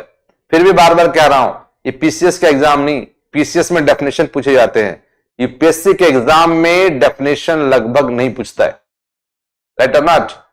आप नेट की परीक्षा देते हैं सोशियोलॉजी से, तो वहां डेफिनेशन बहुत जरूरी, क्योंकि पूछ देगा, ये डेफिनेशन दे देगा और पूछेगा ये परिभाषा किसने दिया है, नेट वाले में, नेट जीआरएफ वाले में, तो वहां बहुत जरूरी है। और पीसीएस वाला में भी कभी कोई पूछेगा, राइट और नॉट, यूपीएससी में नहीं पूछता है। फिर भी हर एक जो चैप्टर हम पढ़ेंगे ना, में 4-5-6 डेफिनेशन जो होता है हर एक चैप्टर का हम डालेंगे, डोंट वरी। जैसे हमने कहा कि समाजशास्त्र क्या है, तो 4-5 डेफिनेशन डाला है उसमें मैंने, राइट और नॉट, तो इसकी चिंता आप ना करें, जहां डेफिनेशन की जरूरत होगी वहां हम डालेंगे। धर्म क्या है, रिलीजन क्या है, अब धर्म क्या है तो मार्क्स का डेफिनेशन डालते हैं हम लोग ना, दरकाइम का, जॉनसन का। तो जो चैप्टर होगा परिवार क्या है, तो 4 डेफिनेशन उसमें डालेंगे। संयुक्त परिवार क्या है, 3-4 डेफिनेशन उसका वो डाल देते हैं उसमें, वो तो करना ही पड़ेगा ना वहां पर, जरूरी, राइट और नॉट। लेकिन डेफिनेशन कम आते हैं हमारे यहां, बात बता, समझना है कंसेप्ट को। यूपीएससी जो है वो कंसेप्ट का एग्जाम है, पीसीएस डेफिनेशन का एग्जाम है, इसलिए पीसीएस में डेफिनेशन खूब आते हैं, यूपीएससी में डेफिनेशन थोड़ा कम आते हैं। और हाँ, वेरी गुड, यूपी पीसीएस वगैरह में डेफिनेशन बहुत पूछता था, लेकिन यूपीएससी में कंसेप्ट पूछे जाएंगे। फिर भी कुछ डेफिनेशन हमारा, एक मिनट एक कॉल आ रहा है बहुत जरूरी, 1 सेकंड हो जाइएगा। फिर भी 1 मिनट 1 सेकंड, संस्था वाले कह रहे हैं 1 सेकंड प्लीज, 1 सेकंड आप होल्ड करिएगा।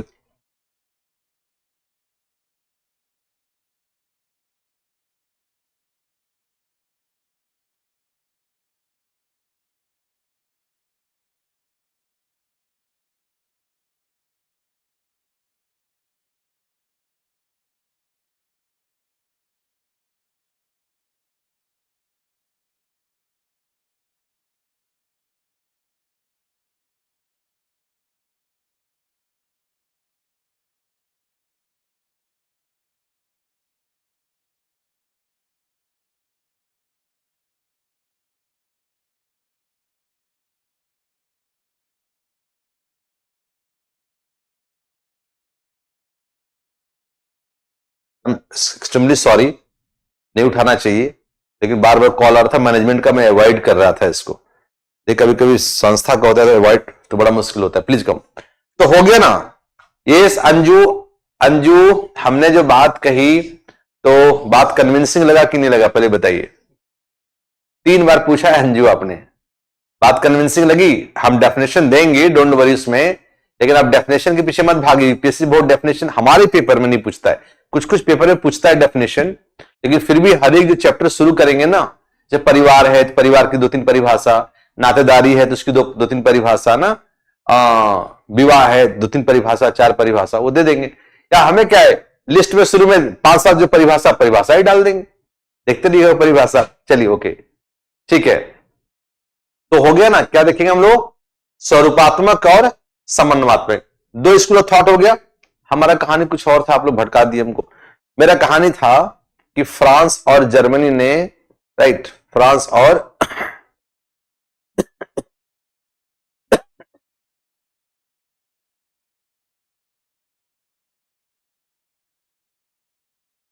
हाँ बिल्कुल, ये बात करूंगा एकदम। सोनू, हाथ जोड़ के प्रार्थना नहीं है, ये सिंपल बोलेंगे तब भी मैं समझ जाऊंगा। ये मैंने अभी आपको ये पढ़ाएंगे ना, इससे पढ़ाएंगे जो हम स्कोप क्या है सोशियोलॉजी का, ये और सोशियोलॉजी कॉमन सेंस, ये दोनों को हमने दे दिया है। समाज शास्त्र का अन्य विषयों के साथ क्या रिश्ता है वो भी लिख दिया मैंने, तो वो हम लोग लास्ट में देखते हैं, लेकिन ये और कॉमन सेंस देखेंगे। तो हमने दे दिया, अभी डाल दिया है, सब पहुंच जाएगा। थिंकर्स भी शुरू करने पहले थिंकर सारा आपको मिल जाएगा, इसकी चिंता मत करिए। ये अच्छा पॉइंट है, अच्छा सुझाव है। आइए please please please please topic पर आइए, प्लीज टॉपिक आगे बढ़।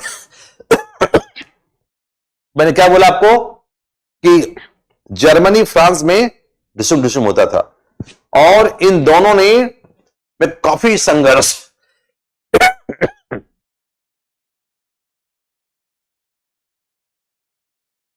इन दोनों ने, हाँ बोल दिया यस, इन दोनों ने में काफी संघर्ष होता था कि मेरे, जर्मनी बोलता है मेरे पास कार्ल मार्क्स है, मेरे पास मैक्स वेबर है, मेरे पास आइंस्टाइन है, मेरे पास जॉर्ज सिमेल है, तुम्हारे पास क्या है? जर्मनी कहता है मेरे पास दुर्खिंग, तो वो कहता है मेरे पास दुर्खिंग है, राइट, मेरे पास दुर्खिंग है, मेरे पास अगस्ट कॉम्ट है, मेरे पास रूसो है। ये दोनों देश के बीच में, तो ये दोनों विभाजन है ना, ये दोनों यहीं से आया है। ये जो स्वरूपात्मक या विशिष्ट संप्रदाय के लोग हैं, इनका विकास कहां हुआ मेनली? ये जर्मनी में। और ये लोग किसके समर्थक हैं?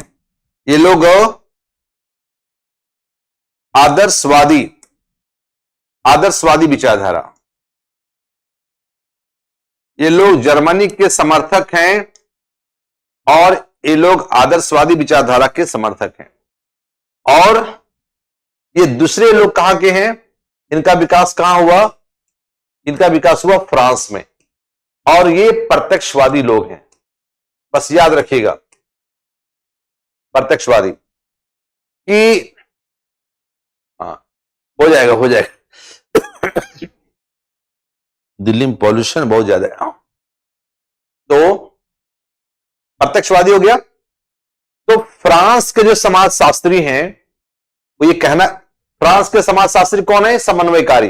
ये कहते हैं सोशियोलॉजी में सब कुछ पढ़ना चाहिए, और सोशियोलॉजी को एक विज्ञान होना चाहिए, व्यापक विज्ञान होना चाहिए।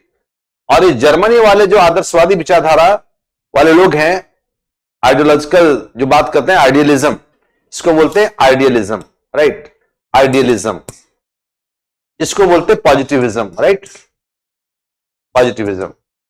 तो ये लोग क्या बोलते हैं कि समाज की आइडियलिस्ट जो लोग होते हैं, वो उसको बोलते हैं नॉन पॉजिटिविस्ट। पढ़िएगा ना आगे सिलेबस में, पॉजिटिविस्ट, नॉन पॉजिटिविस्ट, प्रत्यक्षवादी, अप्रत्यक्षवादी। तो ये लोग अप्रत्यक्षवादी लोग ज्यादा हैं, यहां तक कि वेबर भी। और कहते हैं समाज शास्त्र का दायरा छोटा है, समाज शास्त्र विज्ञान नहीं हो सकता है। इधर वाले लोग हैं कहते ना भाई, ना ऐसा मत बोलो, समाज शास्त्र विज्ञान होगा, क्यों नहीं हो सकता है? ऑगस्ट कॉम्ट और दुर्खिम कहते समाज शास्त्र विज्ञान है, विज्ञान हो सकता है, क्यों नहीं होगा? और समाज शास्त्र में सब कुछ पढ़ेंगे। तो ये दो स्कूल हो गया।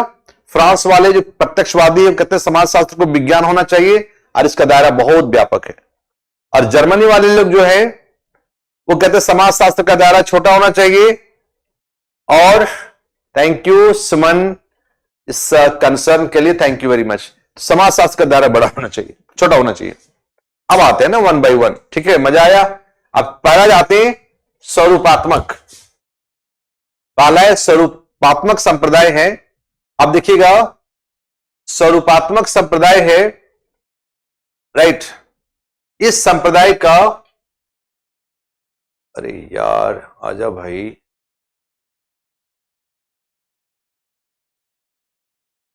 हाँ पहला है, थोड़ा सा है ना, थोड़ा सा उसको बढ़ाने में दिक्कत होती है, यही ठीक है, अब ठीक है। पहला देखिए, पहला क्या था, पहला क्या था हमारा, स्वरूपात्मक या विशिष्ट संप्रदाय, फॉर्मलिस्टिक स्कूल था ना पहला, फॉर्मलिस्टिक स्कूल।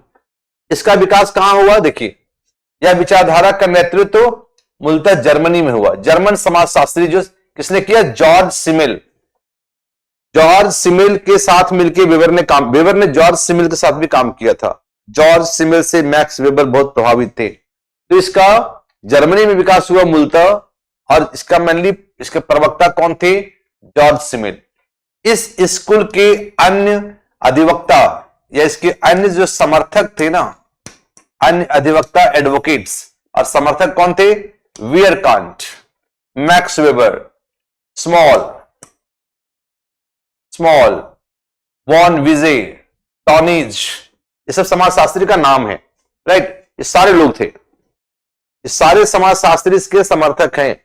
इसमें हम लोग को आगे पढ़ना है वेबर को, बाकी कोई काम का हमारे लिए नहीं। थोड़ा जॉर्ज सिमेल, थोड़ा वेबर, थोड़ा टॉनिज, ये तीन ही लोगों का नाम इंपॉर्टेंट है, बाकी ऐसे नाम खाली जिक्र कर देंगे, इनके बारे में कुछ पढ़ने की जरूरत नहीं। लेकिन वेबर खुद पढ़ना है, टॉनिज को थोड़ा बताएंगे, इस पर क्वेश्चन बनाया था, और जॉर्ज सिमेल। अब इस स्कूल का क्या विचारधारा है, ये लोग क्या कहना चाह रहे हैं, ये जो स्वरूपात्मक संप्रदाय वाले लोग हैं वो क्या कहना चाह रहे हैं, वो कहना चाह रहे हैं, उनका कहना है कि समाजशास्त्र एक विशिष्ट, समाजशास्त्र क्या है हमारे पास, समाजशास्त्र एक विशिष्ट विज्ञान है, एक शुद्ध विज्ञान है और एक स्वतंत्र विज्ञान है। कहते समाजशास्त्र एक विशिष्ट विज्ञान होना चाहिए।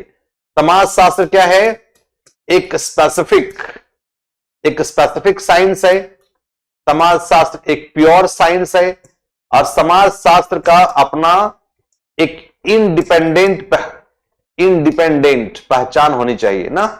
समाजशास्त्र स्पेसिफिक होना चाहिए सब्जेक्ट मैटर, अब प्योर होना चाहिए और इंडिपेंडेंट। कहते समाजशास्त्र एक विशिष्ट विज्ञान है, शुद्ध विज्ञान है, और ये स्वतंत्र है। समाजशास्त्र किसी पर निर्भर नहीं, इसका अपना अस्तित्व है, इसका अपना औकात है। कहते हैं यह रिश्तों के विभिन्न स्वरूपों, समाजशास्त्र क्या है, यही वाला सेंटेंस सबको याद रखना है, यह रिश्तों के विभिन्न स्वरूपों का अध्ययन करता है, सामाजिक रिश्तों का। कहता है, इंग्लिश में इसको बोलेंगे, यही डेफिनेशन इनका, कि सोशियोलॉजी स्टडीज ये फॉर्म्स ऑफ सोशल रिलेशनशिप ना। Sociology studies forms of social relationship, यह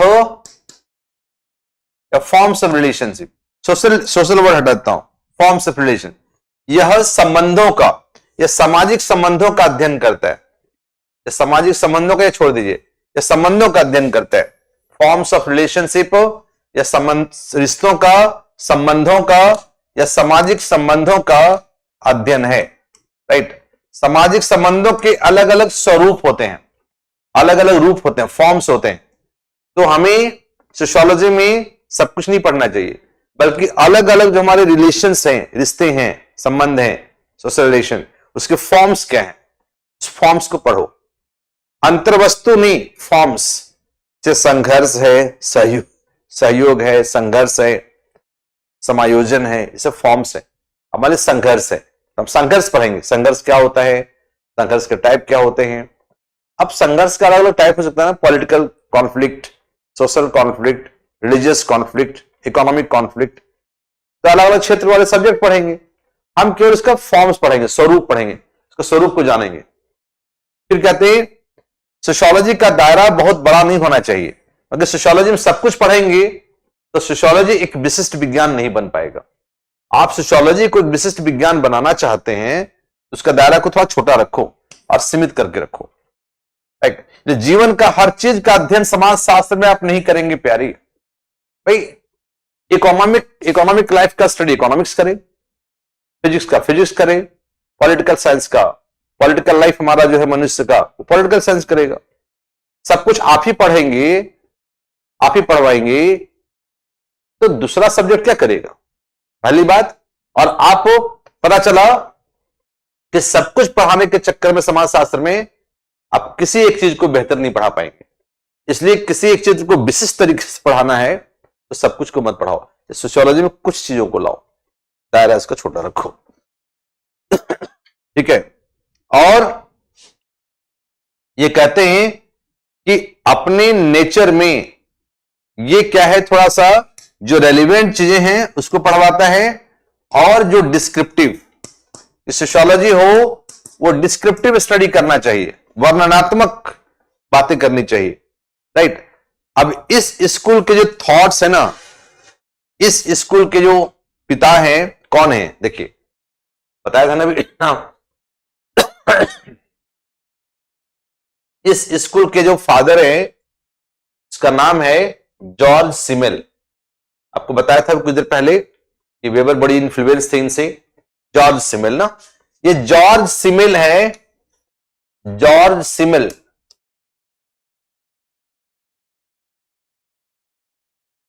जॉर्ज सिमेल ही इस स्कूल के पिता हैं जो जर्मनी के रहने वाले।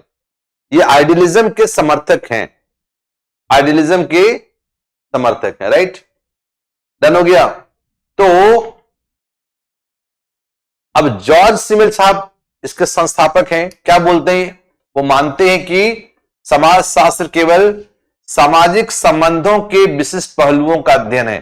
समाज शास्त्र एक शुद्ध विज्ञान है और सामाजिक संबंधों का अध्ययन है, इसलिए इसका दायरा सीमित है।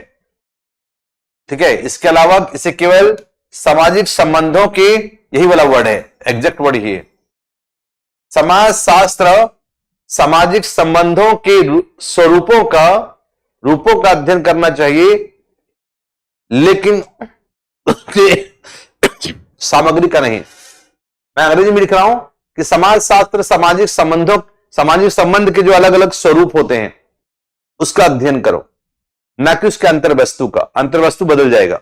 जैसे कहा उन्होंने कि सोशियोलॉजी शुड स्टडी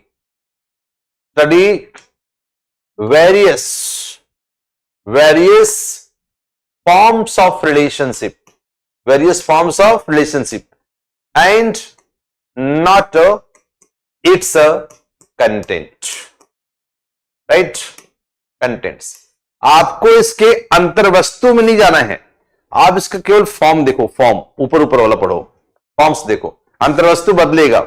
संघर्ष क्या है वो पढ़ो, संघर्ष, संघर्ष स्वरूप है संबंधों का, सहयोग संघर्ष, सहयोग स्वरूप है सामाजिक संबंधों का, संघर्ष, सहयोग, प्रतियोगिता, तो ये सब चीजों को पढ़ो। अब आप संघर्ष के अंतर्वस्तु में जाएंगे तो सामाजिक संघर्ष, राजनीतिक संघर्ष, आर्थिक संघर्ष, मनोवैज्ञानिक संघर्ष, क्षेत्रीय संघर्ष, अंतरराष्ट्रीय संघर्ष, ये आपका काम थोड़ी पढ़ना, अंतर्वस्तु पर मत जाओ। यह है तो इसमें, क्योंकि उन्होंने कहा कि रूप और सामग्री के बीच में अंतर है। जब आप form, there is a difference किसके बीच में, फॉर्म एंड जो कंटेंट है, तो फॉर्म और कंटेंट के बीच में एक अंतर है, राइट। कहते कंटेंट बदलने से, कंटेंट बदल दे, अंतर्वस्तु को बदल दो तो उसका स्वरूप नहीं बदलेगा, नहीं बदलेगा। जैसे एक बोतल है, बोतल, अब उस बोतल में आपने पानी डाला तभी बोतल का शेप साइज नहीं बदलेगा। बोतल में लाल पानी, पीला पानी, हरा पानी, कुछ भी डाला, बोतल का फॉर्म नहीं बदलेगा। वैसे ही बोतल में मान ली पानी की जगह शराब डाल दो, तो बोतल में शराब डालो कि पानी डालो, बोतल का शेप साइज नहीं बदलेगा। तो अंतर्वस्तु बदलने से फॉर्म नहीं बदलेगा। तो फॉर्म का स्टडी करो, मौलिक यही है। इसलिए जैसे बोतल में शराब है या पानी है, कोई फर्क नहीं पड़ता। अतः यह बोतल के रूपों को प्रभावित नहीं कर सकता है। पानी डाल दोगे तो बोतल बदल जाएगा, शराब डाल दोगे तो नहीं बदलेगा, ऐसा कुछ नहीं है। या पानी डालो, शराब डालो, जो भी है, नहीं बदलेगा। इसलिए सामाजिक संबंधों के रूप या स्वरूप नहीं बदलते, जैसे कि प्रतिस्पर्धा, संघर्ष, सहयोग, अधीनता, श्रम विभाजन, ये स्वरूप है, इसका स्वरूप नहीं बदलता है। कंटेंट बदलते रहते हैं, तो कंटेंट हमको नहीं पढ़ना है। और तो इस तरह की चीजों को हमको स्टडी करना है समाजशास्त्र में। जो सामाजिक जीवन के विभिन्न क्षेत्रों में आर्थिक, राजनीतिक, धार्मिक, नैतिक आदि में जो व्यक्त होते हैं। इसलिए लास्ट पार्ट, समाज शास्त्र एक विशिष्ट सामाजिक विज्ञान के रूप में समाज शास्त्र एक विशिष्ट सामाजिक विज्ञान के रूप में सामाजिक संबंधों का, रूपों का वर्णन, वर्गीकरण और विश्लेषण करता है। राइट, क्लियर हो गया। समाज शास्त्र एक विशिष्ट विज्ञान के रूप में समाज शास्त्र सामाजिक संबंधों के फॉर्म्स, जो अलग अलग उसके फॉर्म्स हैं, रूप हैं, प्रकार हैं। यहां रूप का मतलब हुआ संबंधों के, फॉर्म्स का मतलब प्रकार हो गया, उसका अध्ययन करना चाहिए। ये किसका आइडिया है? जॉर्ज सिमिल का। अब ये हो गया। अब एक और नाम आता है इसमें जॉर्ज सिमिल के साथ साथ में, मैंने कहा था इसको पढ़ाना है हमको, आपको आगे, मैक्स वेबर। मैक्स वेबर भी यही कहता है, क्योंकि जर्मनी वाले सारे लोग यही कहते हैं मैक्सिमम। मैक्स वेबर कहता है देखो भाई, मैं आपसे कह रहा हूं कि समाज शास्त्र में जो है उसमें सब कुछ अध्ययन नहीं हो सकता है। यह सोशल एक्शन का अध्ययन है, सामाजिक क्रिया। समाज शास्त्र के अंतर्गत सब कुछ मत पढ़ो, सारे मानवीय व्यवहार को नहीं पढ़ेंगे समाज शास्त्र में, हम केवल सामाजिक क्रिया को पढ़ेंगे। यही होगा ना। वो कहते हैं समाज शास्त्र का उद्देश्य सामाजिक व्यवहार की व्याख्या करना है और उसको समझना है। सामाजिक व्यवहार जो है मानवीय संबंधों के पूरे क्षेत्र को कवर नहीं करेगा। यह समाज शास्त्र सामाजिक क्रिया, ये इस पर क्वेश्चन आता रहता है। इसको बोलते हैं अंग्रेजी में सोशल एक्शन। क्या बोलते हैं इसको? Social action. कहते सामाजिक क्रिया का अध्ययन करता है जो सार्थक रूप से उन्मुख व्यवहार है। अब एक क्वेश्चन पढ़ना है सिलेबस में, जो वेबर पढ़ेंगे तो सोशल एक्शन। सोशल एक्शन क्या होता है? सामाजिक क्रिया क्या है? सामाजिक क्रिया क्या है? कोई बताएगा तो बताइए, नॉर्मल बातें। सामाजिक क्रिया क्या है? सोशल एक्शन क्या है? तो सामाजिक क्रिया हम जब बात करते हैं सोशल एक्शन, तो सामाजिक क्रिया वेबर कहते हैं समाज शास्त्र सभी मानवीय क्रियाओं का अध्ययन नहीं करेगा। समाज शास्त्र सिर्फ सामाजिक क्रिया का अध्ययन करेगा। अब सामाजिक क्रिया है क्या? मान ले कोई आदमी सोया हुआ है, कोई आदमी ऐसे ही पार्क में बैठे गाना गा रहा है, कोई आदमी बाइक चला रहा है, तो कह रहा है ये मानवीय व्यवहार है, का अध्ययन नहीं करेंगे। लेकिन हम सामाजिक क्रिया, सामाजिक सोशल एक्शन, सामाजिक क्रिया क्या होता है? तो बोलते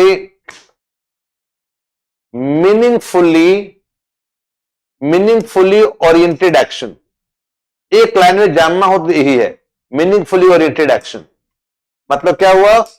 इसको मतलब होता है, सामाजिक क्रिया का मतलब होता है वो सारी क्रियाएं नहीं, केवल अर्थपूर्ण मानवीय क्रियाएं।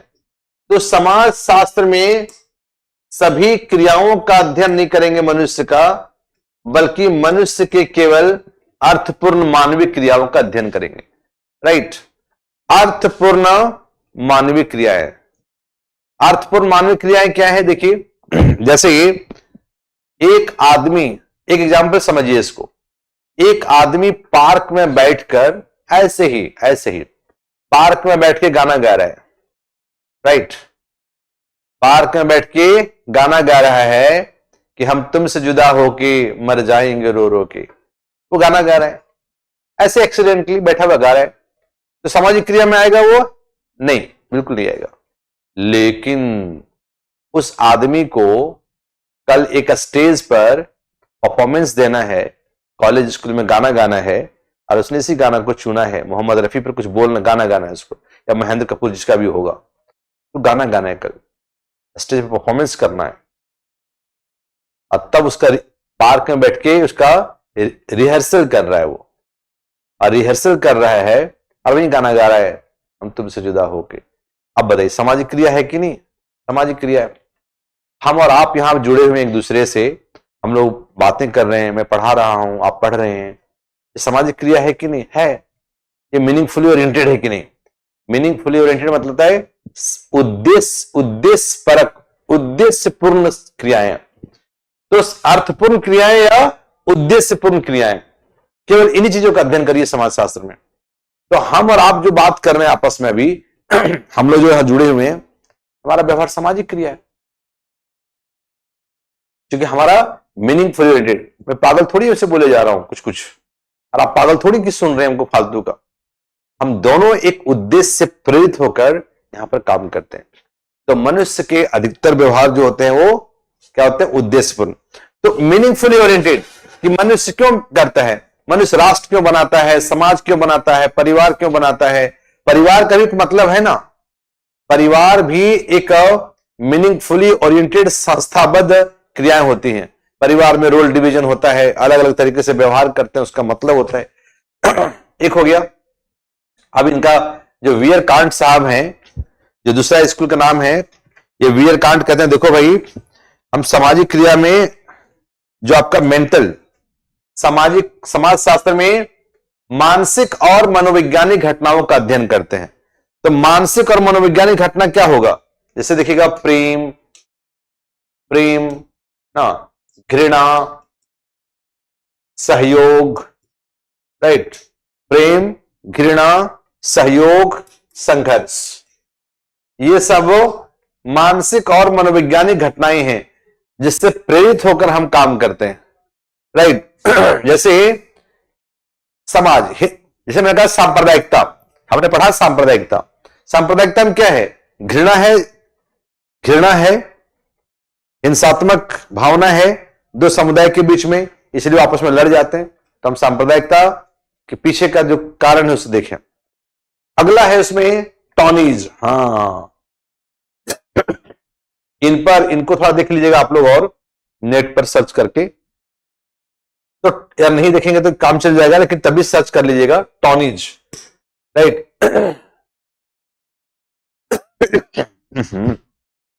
टॉनीज, इनका नाम है, इनका नाम है फर्डिनेंड टॉनिच, टॉनिच। तो फर्डिनेंड टॉनिज है, ये इन पर एक बार क्वेश्चन आया था।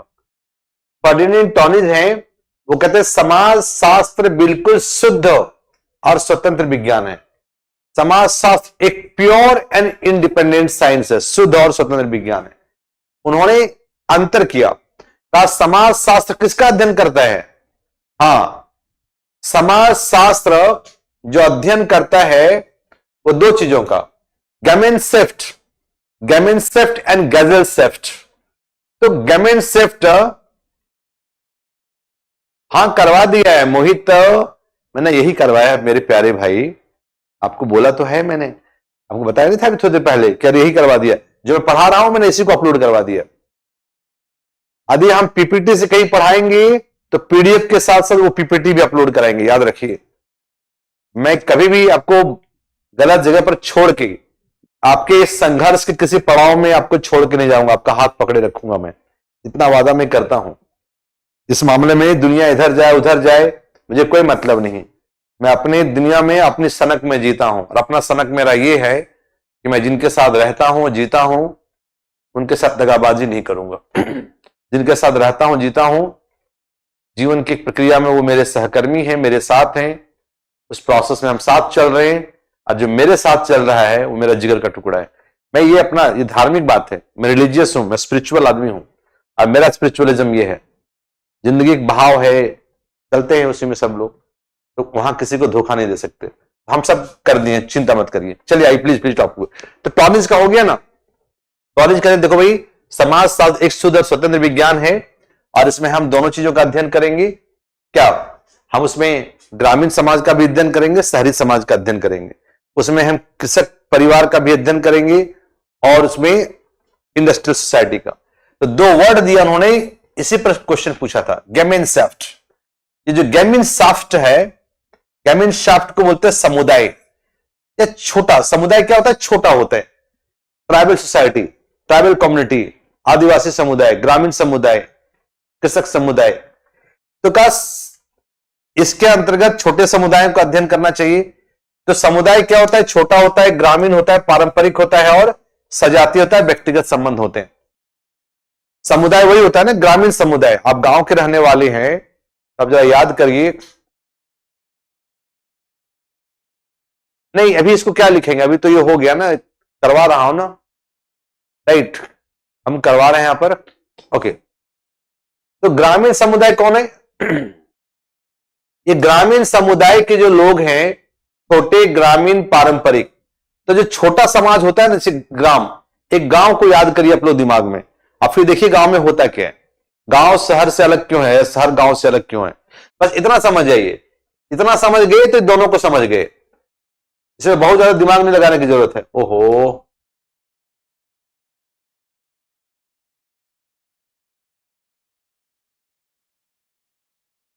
गैमिन सेफ्ट और गैजिल सेफ्ट, तो गांव और शहर के अंतर को समझ जाइए, ये दोनों कंसेप्ट क्लियर हो गया। ये गांव को रिप्रेजेंट करता है, ये शहर को, ये ग्रामीण समाज, ये औद्योगिक समाज, बस इतनी सी बात है। तो ग्रामीण समाज जो समुदाय होता है ना, आमतौर पर इसको कहते हैं ग्रामीण ग्रामीण समाज। जो ग्रामीण समाज होता है, छोटा होता है ना, वहां पर अंतर संबंध होते हैं एक दूसरे को। हाँ बिल्कुल दिव्या, पक्का पक्का, कसम भगवान की, मैंने कहा है आपको। तो पता है आपको, देखो याद रखना, जो जो ऑप्शन, सारे बच्चे हमारे हैं, मेरे जिनको मैं पढ़ाता हूं मेरे सारे बच्चे, माई पोजिशन इज क्लियर। फिर भी जो ऑप्शनल के बच्चे होते हैं ना, थोड़ा सा वो टीचर थोड़ा सा दिल से उसके करीब होता है, थोड़ा सा, थोड़ा, सबके साथ बराबर का व्यवहार है, लेकिन थोड़ा बन जाता है ना, चूंकि लंबे समय तक साथ रहते हैं। जैसे घर में एक माँ अपने सभी बेटों को प्यार करती है, लेकिन जो बेटा कमाने वाला होता है ना, कमाऊ पुत्र, उसको माँ थोड़ा सा ज्यादा ध्यान रखती है कि घर यही चलाता है, यदि बढ़िया खाना नहीं खिलाएंगे, एक चम्मच घी उसके खाने में नहीं डालेंगे, तो बेटा स्वस्थ नहीं रहेगा, कमाएगा नहीं, घर कैसे चलेगा। तो हमारे ऑप्शनल के बच्चे ऐसे होते हैं। आइए प्लीज टॉपिक पर। तो गवर्नमेंट सेफ्ट हो गया, गजल सेफ्ट हो गया, अब आप हमसे पढ़ाने दीजिए पूरा अच्छे से, ठीक है।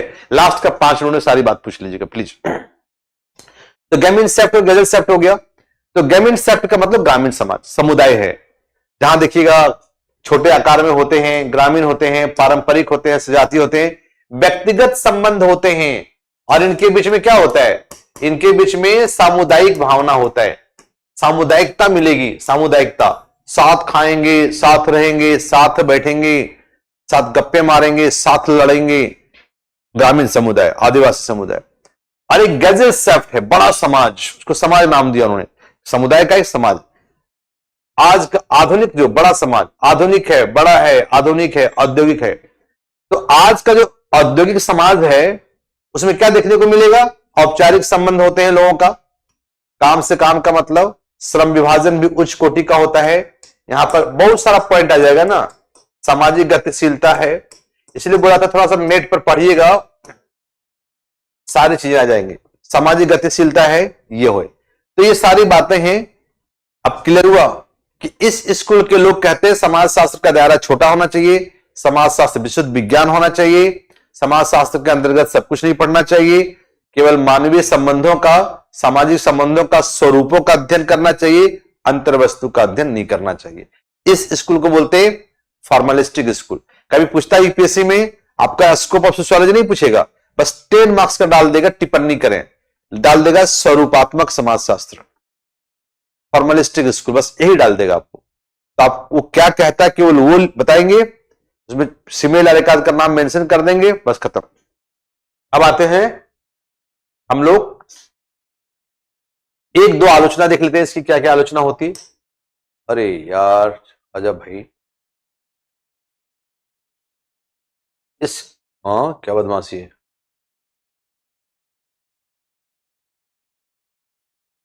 अब एक आलोचना होती है इसकी, क्या आलोचना है, आलोचनाएं जो होती, पहला है कि इन्होंने समाज शास्त्र के क्षेत्र को गैर जरूरी रूप से छोटा कर दिया। अरे भाई समाज शास्त्र का अध्ययन है तो समाज का वैज्ञानिक अध्ययन है ना, ये सबका करेंगे, आप समाज शास्त्र का दायरा ही छोटा कर दिया, राइट, ये पढ़ो, वो मत पढ़ो, ये मत पढ़ो, तो समाज शास्त्र भी विशिष्ट विज्ञान दायरा छोटा हो गया, पहली बात। दूसरा है कि समाज शास्त्र शुद्ध, जो कहते हैं कि प्योर सोशियोलॉजी, प्योर, जब बात करते हैं तब आप समाज शास्त्र को बड़ा, प्योर सोशियोलॉजी की अवधारणा, pure sociology is a micro concept, एक माइक्रो कंसेप्ट है और एक काल्पनिक है, ऐसा कुछ होता नहीं। तीसरा कहते हैं कि भाई आप जो कह रहे हैं ना, सामाजिक संबंधों का जो रूप है ना, जो फॉर्म्स ऑफ सोशल रिलेशन है, वो केवल सोशियोलॉजी नहीं पढ़ता है। फॉर्म्स ऑफ सोशल रिलेशनशिप है वो दूसरे विज्ञान में पढ़ते हैं। तो आप क्यों कह रहे हैं कि हम ही पढ़ेंगे केवल? और चौथा है कि इसका रूप और सामग्री के बीच में समाज शास्त्र का जो इसका स्वरूप है, फॉर्म है, इसके जो प्रकार है, इसकी जो फॉर्म है, इसकी जो फॉर्म है और इसके सामग्री है, इसके बीच में जो आप अंतर कर रहे हैं ना, ये बड़ा मुश्किल है, क्योंकि आप फॉर्म और कंटेंट को डिफरेंशिएट नहीं कर सकते। भाई कंटेंट है ना, कंटेंट अंतर्वस्तु, वह भी इसके फॉर्म को, उसके स्वरूप को अफेक्ट करता है। आपने कहा भाई बोतल है, बोतल का एक फॉर्म है, क्या फर्क पड़ता है? बोतल में पानी डाल दो, शराब डाल दो, बोतल का आकार तो बदलेगा नहीं। लेकिन यदि बोतल में ठंडा पानी डाला तो बोतल का साइज नहीं बदलेगा। बोतल में बहुत गर्म पानी डाल दिया, अंतर्वस्तु बदल दिया, अंतर्वस्तु शेप बदलेगा नहीं बदलेगा? पानी का बोतल देखते हैं, यहां तो है नहीं हमारे पास पानी का। अरे छोड़ो ना, ये ग्लास ही है, यदि ग्लास में बहुत गर्म पानी डाल दिया तो टन ग्लास कैसे चटक जाता है, टूट जाता है। यदि ये हो गया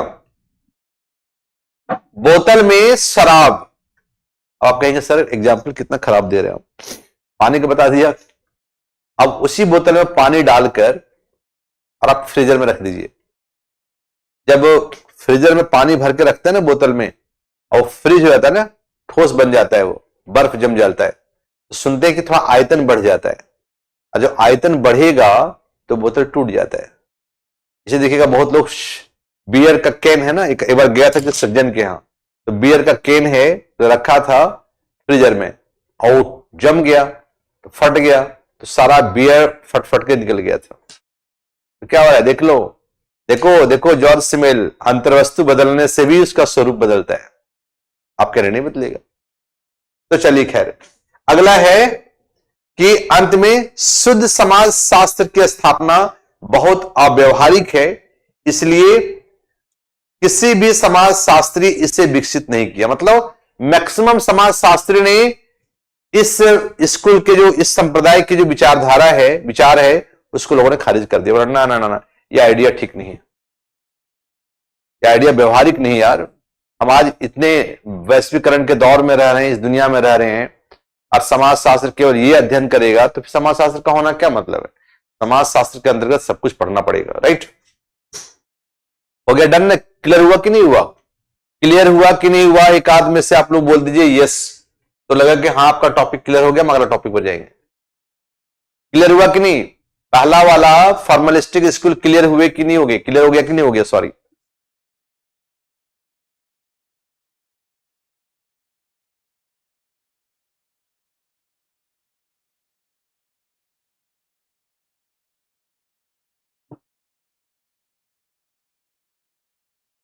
हाँ ठीक है, अब समझ गया, चलिए ओके। हाँ, तो अब है, अब दूसरा स्कूल वाला आते हैं ना, दूसरा स्कूल वाले लोग हैं जिसको हम लोग बोलते हैं सिंथेटिक। दूसरा है सिंथेटिक स्कूल ना, दूसरा स्कूल वाले हैं जिसको बोलते हैं सिंथेटिक स्कूल, राइट? ठीक है, जयंत, केजीएस यूजर, महिमा, दिव्या, मोनू, मोहित, खुशबू, ठीक है ठीक है, ओके फाइन। तो क्या हो गया आगे? समन्वात्मक संप्रदाय। तो समन्वात्मक संप्रदाय क्या है? सिंथेटिक स्कूल, मैंने कहा था वो जर्मनी वाले लोग थे, ये फ्रांस वाले लोग हैं, फ्रेंच स्कूल। हमेशा याद रखिए, फ्रेंच वाले, फ्रांस वाले थोड़ा विज्ञान की तरफ झुके होते हैं, और जर्मनी वाले थोड़ा आदर्शवादी, आइडियलिज्म की तरफ झुके होते हैं। चाहे इमैनुअल कांट देखो, हीगल देखो, सबको। अभी क्या बोलते हैं? समन्वात्मक संप्रदाय कहता है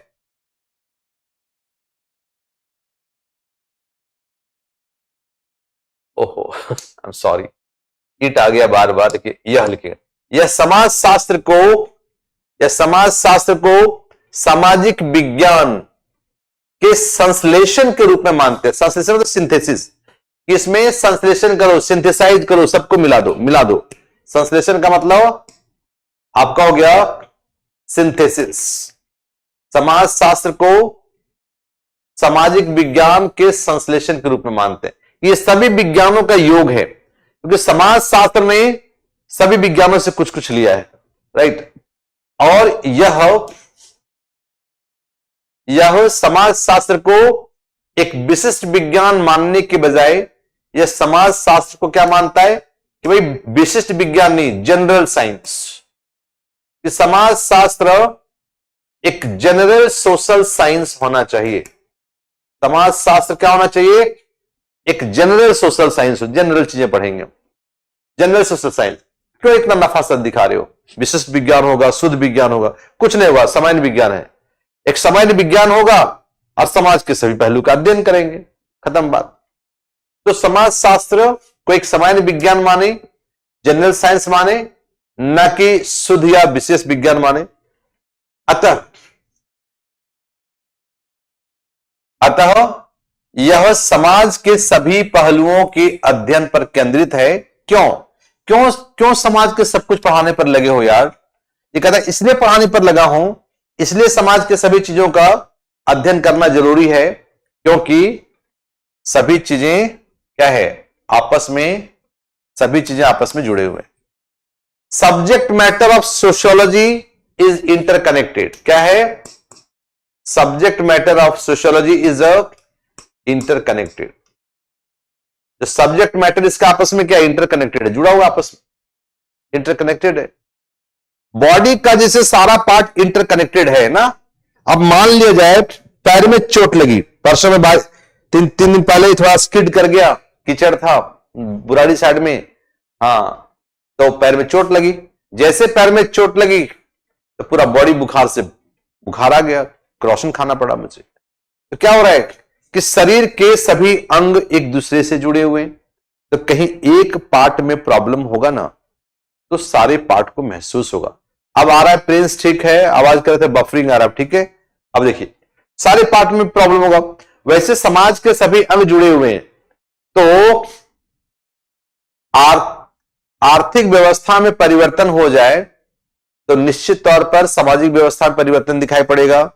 पारिवारिक व्यवस्था में, सामाजिक व्यवस्था में, राजनीतिक व्यवस्था में। तो एक दूसरे से जुदा जुदा ये नहीं है, कनेक्टेड है, लगे हुए हैं। तो हमें इसमें कनेक्टेड है, तो हमें सभी पहलू पर ध्यान देना चाहिए। इसलिए समाज शास्त्र का दायरा क्या है? बहुत बड़ा है। दायरा इसका व्यापक है, विश्वकोश है, इंसाइक्लोपीडिक है। दायरा समाज शास्त्र का छोटा नहीं, बड़ा। पहले वालों का छोटा है, संकीर्ण है, इसने का बड़ा है।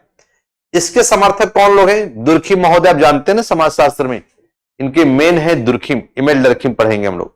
दुर्खिम है, हॉबहाउस हैं, गिन्सबर्ग हैं, शोरोकिन है, ये सारे इसके जो है समर्थक लोग हैं, इनका सपोर्टर करने वाले लोग हैं, राइट। ये सारे लोग इनके सपोर्टर है। दुर्खिम जो मेन हमारे हैं फ्रांस के, हॉबहाउस, गिन्सबर्ग, शोरोकिन, सभी लोग।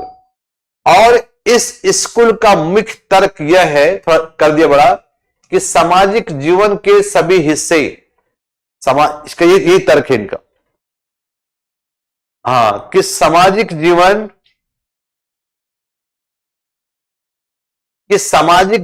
के सभी हिस्से घनिष्ठ रूप से संबंधित हैं।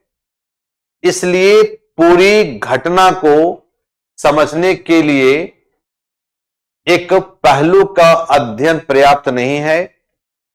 इसलिए समाज शास्त्र को सामाजिक जीवन का अध्ययन मानना चाहिए, राइट और नॉट।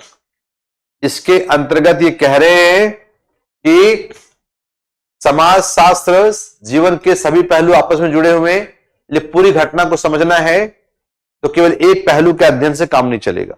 आपको इसके समाज शास्त्र के समग्र रूप में देखने की जरूरत है, ठीक है। और इस राय ने एक सामान्य और व्यवस्थित समाज शास्त्र के निर्माण में योगदान दिया है। हाँ ठीक है, इनका योगदान सबसे ज्यादा है।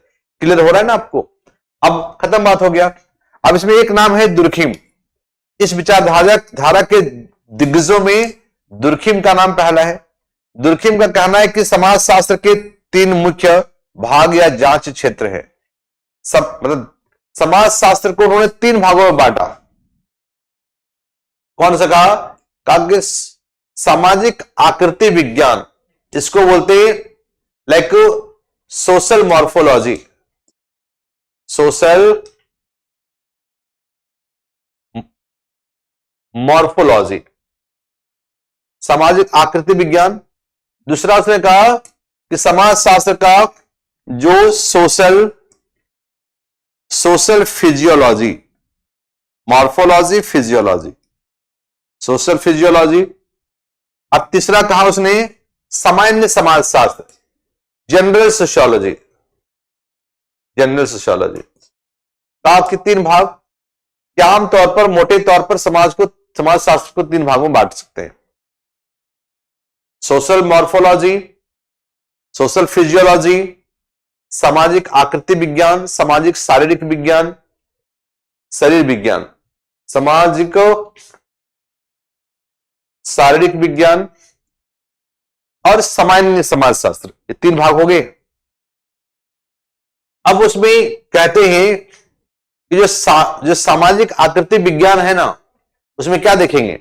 सोशल मॉर्फोलॉजी में हम क्या पढ़ेंगे कि भाई समाज में क्षेत्रीय आधार क्या है, जनसंख्या क्या है, जनसंख्या का घनत्व क्या है, जनसंख्या का भौगोलिक वितरण कैसा होता है, ये सब देखना है। जनसंख्या पढ़ना है हमको, नगरीकरण है, जनसंख्या है, जनसंख्या कैसे वो सेटलमेंट है, पॉपुलेशन का, आबादी कितनी है, कैसे परिवर्तन हो रहा है, ये सब देखना है इसमें। दूसरा है कि सामाजिक का जो विज्ञान है ना, सामाजिक शारीरिक विज्ञान है, शारीरिक विज्ञान में ना उसमें कहते हैं कि समाज शास्त्र की जो शाखाएं हैं, हर विज्ञान की शाखाएं होती कि नहीं होती, वैसे समाज शास्त्र की शाखाएं हैं। शाखाओं में देखेंगे जो धर्म का समाज शास्त्र, नैतिकता का समाज शास्त्र, कानून का समाज शास्त्र, आर्थिक जीवन, भाषा, ऐसे चीजों को। और सामान्य समाज शास्त्र में सामान्य बातें पढ़ेंगे, जैसे कि सामाजिक तथ्यों को पढ़ना और हमारे सामाजिक जीवन का पढ़ना, ये सब चीजों को। वैसे नाम है गिन्सबर्ग, वह भी कहते हैं कि संबंधों के प्रकारों और स्वरूपों का वर्णन, समाज शास्त्र सामाजिक संबंधों के प्रकारों और स्वरूपों का वर्गीकरण प्रदान करता है। जो समाज शास्त्र के कार्यों को उन्होंने चार भागों में बांट के देखा है। फिर वही बात हो गई, सामाजिक आकृति के रूप में जनसंख्या क्या है, समाज शास्त्र में जनसंख्या को पढ़ना चाहिए, जनसंख्या की संरचना क्या है, कार्य क्या है, जनसंख्या कैसे बांटते हैं, भौगोलिक वितरण कैसा है। फिर समाज शास्त्र में हम लोग टॉपिक पढ़ना चाहिए सामाजिक नियंत्रण, कि कोई समाज अपने लोगों को कैसे नियंत्रण रखता है, धर्म है, परंपरा है, रीति रिवाज है, कानून है, संविधान है, ये सब लोगों को नियंत्रण करने के तरीके हैं। तो सामाजिक नियंत्रण को पढ़ना जरूरी है। सामाजिक नियंत्रण के दोनों साधन होते हैं, औपचारिक अनौपचारिक।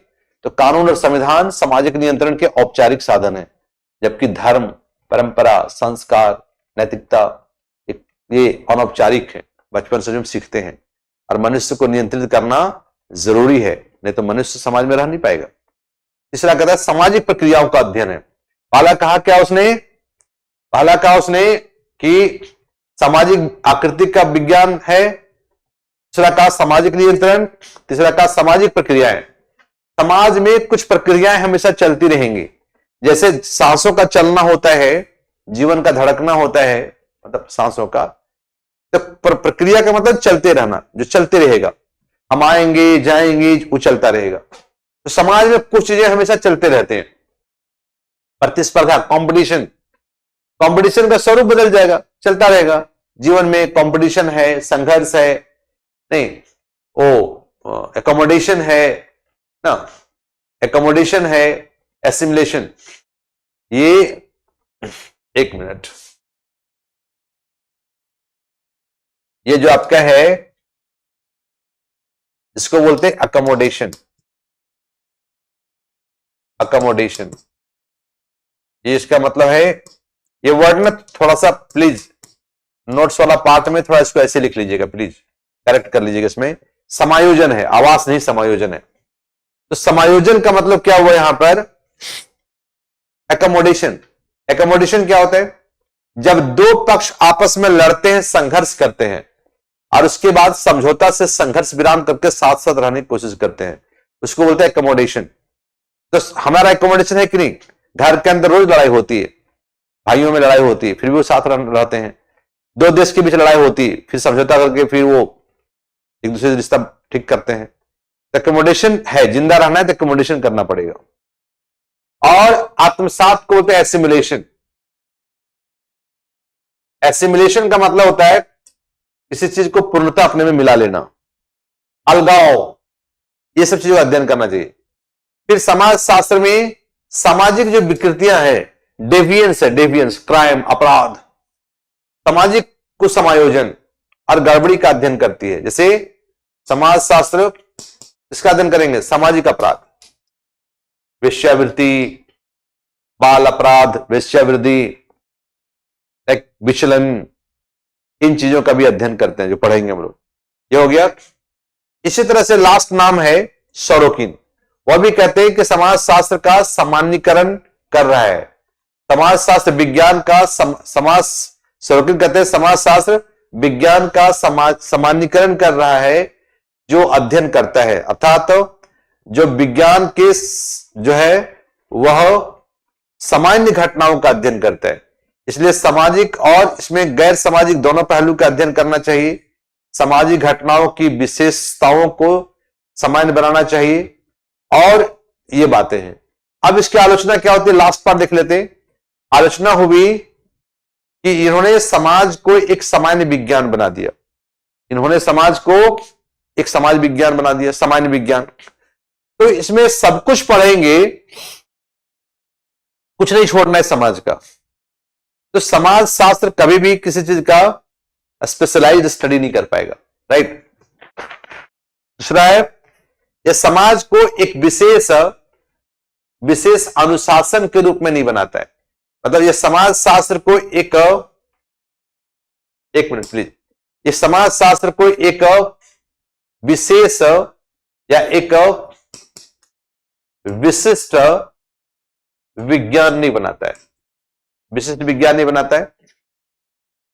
अगला है किस भाई, कोई भी विज्ञान की एक औकात होती है, एक लिमिट होता है।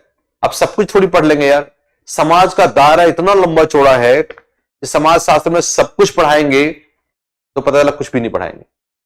जब सब कुछ पढ़ाएंगे तो सब कुछ क्या पढ़ाएंगे? आप इतना आसान है क्या सब कुछ पढ़ा देना, राइट। यूपीएससी में हम सब कुछ पढ़ते हैं, देखते हैं पढ़ते पढ़ते कितने टाइम लग जाते हैं, नानी मर जाती। तो बच्चों का समाज शास्त्र में सब कुछ पढ़ा देंगे, बच्चा फ्रस्ट्रेट हो जाएगा, अब संभव ही नहीं हो पाएगा। कैसे अध्ययन करा देंगे? सब कुछ का अध्ययन कराएंगे तो उसको पढ़ना पड़ेगा ना, सामाजिक अनुसंधान करने पड़ेंगे, तो अब व्यवहारिक हो जाएगा। और अगला है जो सबसे बड़ा है, एक आलोचना है, बोलता है समाज शास्त्र तुम बहुत बोल रहे हो, तब से मैं सुने जा रहा हूं तुमको, कितना बकबक किए जा रहे हो तुम्हारे पास है अपना क्या समाज शास्त्र? तुम्हारा अपना विषय वस्तु क्या, बता जरा। बहुत बोल रहे हो तुम, सब कुछ पढ़ेंगे, तुम्हारा क्या है? तुम तो सारे विषयों, सारे अन्य सब्जेक्ट से चुराए हो, बाकी लोगों से भीख मांगे, उधार मांगे हो। तुम कह रहे हो पॉलिटिकल साइंस से मुझे दे दो जी, पॉलिटिक्स सोसाइटी। तुम पढ़ा रहे हो नागरिकता क्या है, राज्य क्या है, कानून क्या है, नौकरशाही क्या है। अरे तुम्हारा सब्जेक्ट थोड़ी है समाज शास्त्र, तो पॉलिटिकल साइंस क्या है? अर्थशास्त्र कहता है वही बकवास बंद करो, तू हमसे उधार लिया है, तू वर्ग पढ़ा रहा है, तू ग्रीन रेवोल्यूशन पढ़ा रहा है, तू भूमि सुधार पढ़ा रहा है, तू गरीबी निवारण कार्यक्रम पढ़ा रहा है। ये तुम्हारा थोड़ी है, ये तो मेरा है, ये तो मेरा है। साइकोलॉजी वैसे ही कहता है, धर्म का समाज शास्त्र भी कहता है, धर्म शास्त्र थियोलॉजी भी ये कहता है कि भाई धर्म तो मेरा सब्जेक्ट है। तो कहते हैं समाज शास्त्र ने सबसे थोड़ा थोड़ा लिया उधार, पॉलिटिकल साइंस तुम ये दे दो, इकोनॉमिक्स तुम ये दे दो, राइट, साइकोलॉजी तुम ये दे दो, दर्शन शास्त्र तुम ये दे दो, और सबको मिला के आपने एक विज्ञान बना दिया। अब फिर कह रहे पढ़ो, तो आपका क्या है? आपका मौलिक तो कुछ है ही नहीं, आप तो दूसरे सब्जेक्ट से लिए, राइट। तो इसमें आपका दायरा क्या हो गया? अलग है, राइट और नॉट। इसमें आपका दायरा थोड़ा सा क्या है, अलग है। एक सब्जेक्ट मैटर आपका नहीं है, वो अलग अलग विषयों से हम लेकर हम इसको देखते हैं, राइट। अलग अलग विषयों से इसको हम लेकर देखते हैं, इस पेपर से लिया, उस पेपर से लिया, अलग अलग विषयों से, तो आपका तो कुछ है नहीं, राइट और नॉट।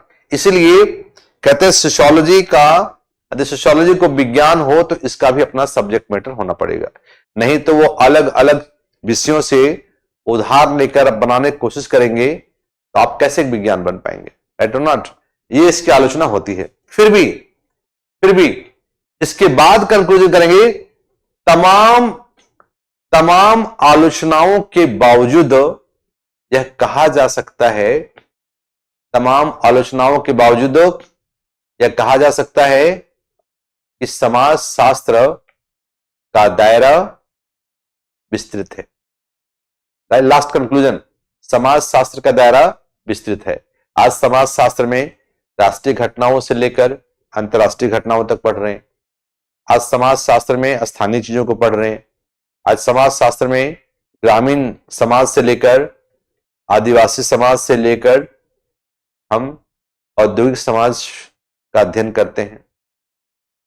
और आज क्योंकि समाज का फैलाव खुद हो रहा है, समाज का दायरा व्यापक हो रहा है, वैश्वीकरण के दौर में जो है सामाजिक परिवर्तन तेजी से हुआ है, और आज हम इस वैश्विक दौर में बहुत सारा कैसे परंपरागत संस्थाएं बदल रही हैं, व्यवहार और अंतर संबंधों के नए प्रतिमान कैसे आ रहे हैं, इन सभी चीजों का अध्ययन इसमें हम करते हैं, राइट। इसलिए समाज शास्त्र का दायरा बड़ा है। क्लियर हो गया कि नहीं हो गया? अब ये फटाफट क्लियर हुआ कि नहीं बता दीजिए। हो गया, डन हो गया। Scope of sociology short notes 10 marks का आता है। आपको बता दिया कि समाज शास्त्र का स्कोप का मतलब क्या हुआ। दो स्कूल ऑफ थॉट है, दोनों स्कूल ऑफ थॉट क्या क्या बोलते हैं, दोनों का फोकस कहां है, दोनों की कमियां क्या है, और लास्ट में कंक्लूजन क्या है। ओके, कोई सवाल रह जाता है तो फटाफट 2 मिनट बता दीजिए, अदरवाइज नहीं तो आज का टॉपिक हम यहीं पर खत्म करते हैं। Thank you very much. कल फिर मिलेंगे हम लोग इसी जगह पर। कल हमारा टॉपिक बहुत प्यारा होगा, बड़ा मस्त टॉपिक है कल हमारा, sociology and common sense, right. Sociology and common sense. हाँ, करवा दिया, सारा करवा दिया विशाल। मैंने 1-2 नहीं, मैंने चैप्टर 1 का जो 4-5 टॉपिक है ना, वो सारे टॉपिक का पीडीएफ दे दिया मैंने, राइट और नॉट। सारे टॉपिक्स का पीडीएफ मैंने दे दिया है, 4-5 टॉपिक का। अब अगला जो कभी 2-3 दिन का पीडीएफ दिया हुआ है, आगे थिंकर्स वाला पार्ट हम लोग करेंगे, ठीक है। तो चलिए, okay, bye bye, take care, have a good day, enjoy your time. कल फिर मिलेंगे इसी संघर्ष के तूफानों में। Thank you very much.